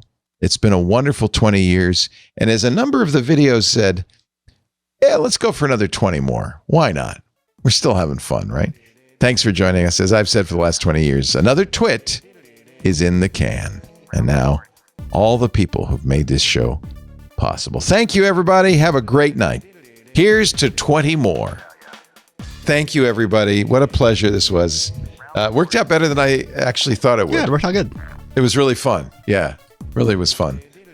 Because, it was nice. We had a great variety. There was a lot of different interesting stuff. It worked out very well. Oh, it's Natalie. Remember Natalie? Yeah, she went off and ran off with Clayton. Luria, remember Callie Lewis? There's so many names on here, right? So many wonderful people. I think this is in the order, Kara Swisher, in the order of the number of times they appeared on the show. Correct. That's, I think, what we got here. So now, if you could find when we get down to one, like the one-off guest. I'll tell you when one happens, because it'll be up. Adam's 5. That's 5, right? Yeah, Emily's 5. Lexi, maybe. No. Are these in like quasi chronological? No, they're in order of the number of appearances. So now we're at 1, I believe. Oh, okay. Yeah, Sherilyn has only been on once. Yeah, I think we're on 1. Oh, I didn't see my all name. These people have appeared on one show. And that's a long list. Joe's only done 1. Yeah. I think you guys missed me because I've been in 3 or 4. No, you didn't see your name? Oh, was I? Was I in there? Oh, yeah. You're in here. Okay. You were on the Dave 3rd Matthews. episode of TWiT. Is that Computers never make mistakes. Was I on the 3rd episode of TWiT, huh? You were on the 3rd episode of TWiT. Padre, man, I had to I felt like I was not filling large enough shoes every time I was on TWiT because you would just shower me with just way too much praise. Isn't Padre fantastic? This is just I felt like I was like the king of freaking everything after. Well, we have to sell you up. I mean, you are a submariner, a nuclear engineer, an intelligence. You used to contract to the NSA. You have some pretty hot damn credentials there, boy. I've had a few careers. You've done a few things. You're my SSD I learned that guru. from Leo. That's true. Leo's thing. He used to tell me that you need to make your guests shine. You have to make them comfortable. That was the whole point. Yeah. You don't have to kiss their ass, but you come pretty darn close. No ass kissing involved. It was all about letting them express their expertise. That was the whole thing. You're exactly I don't know. right.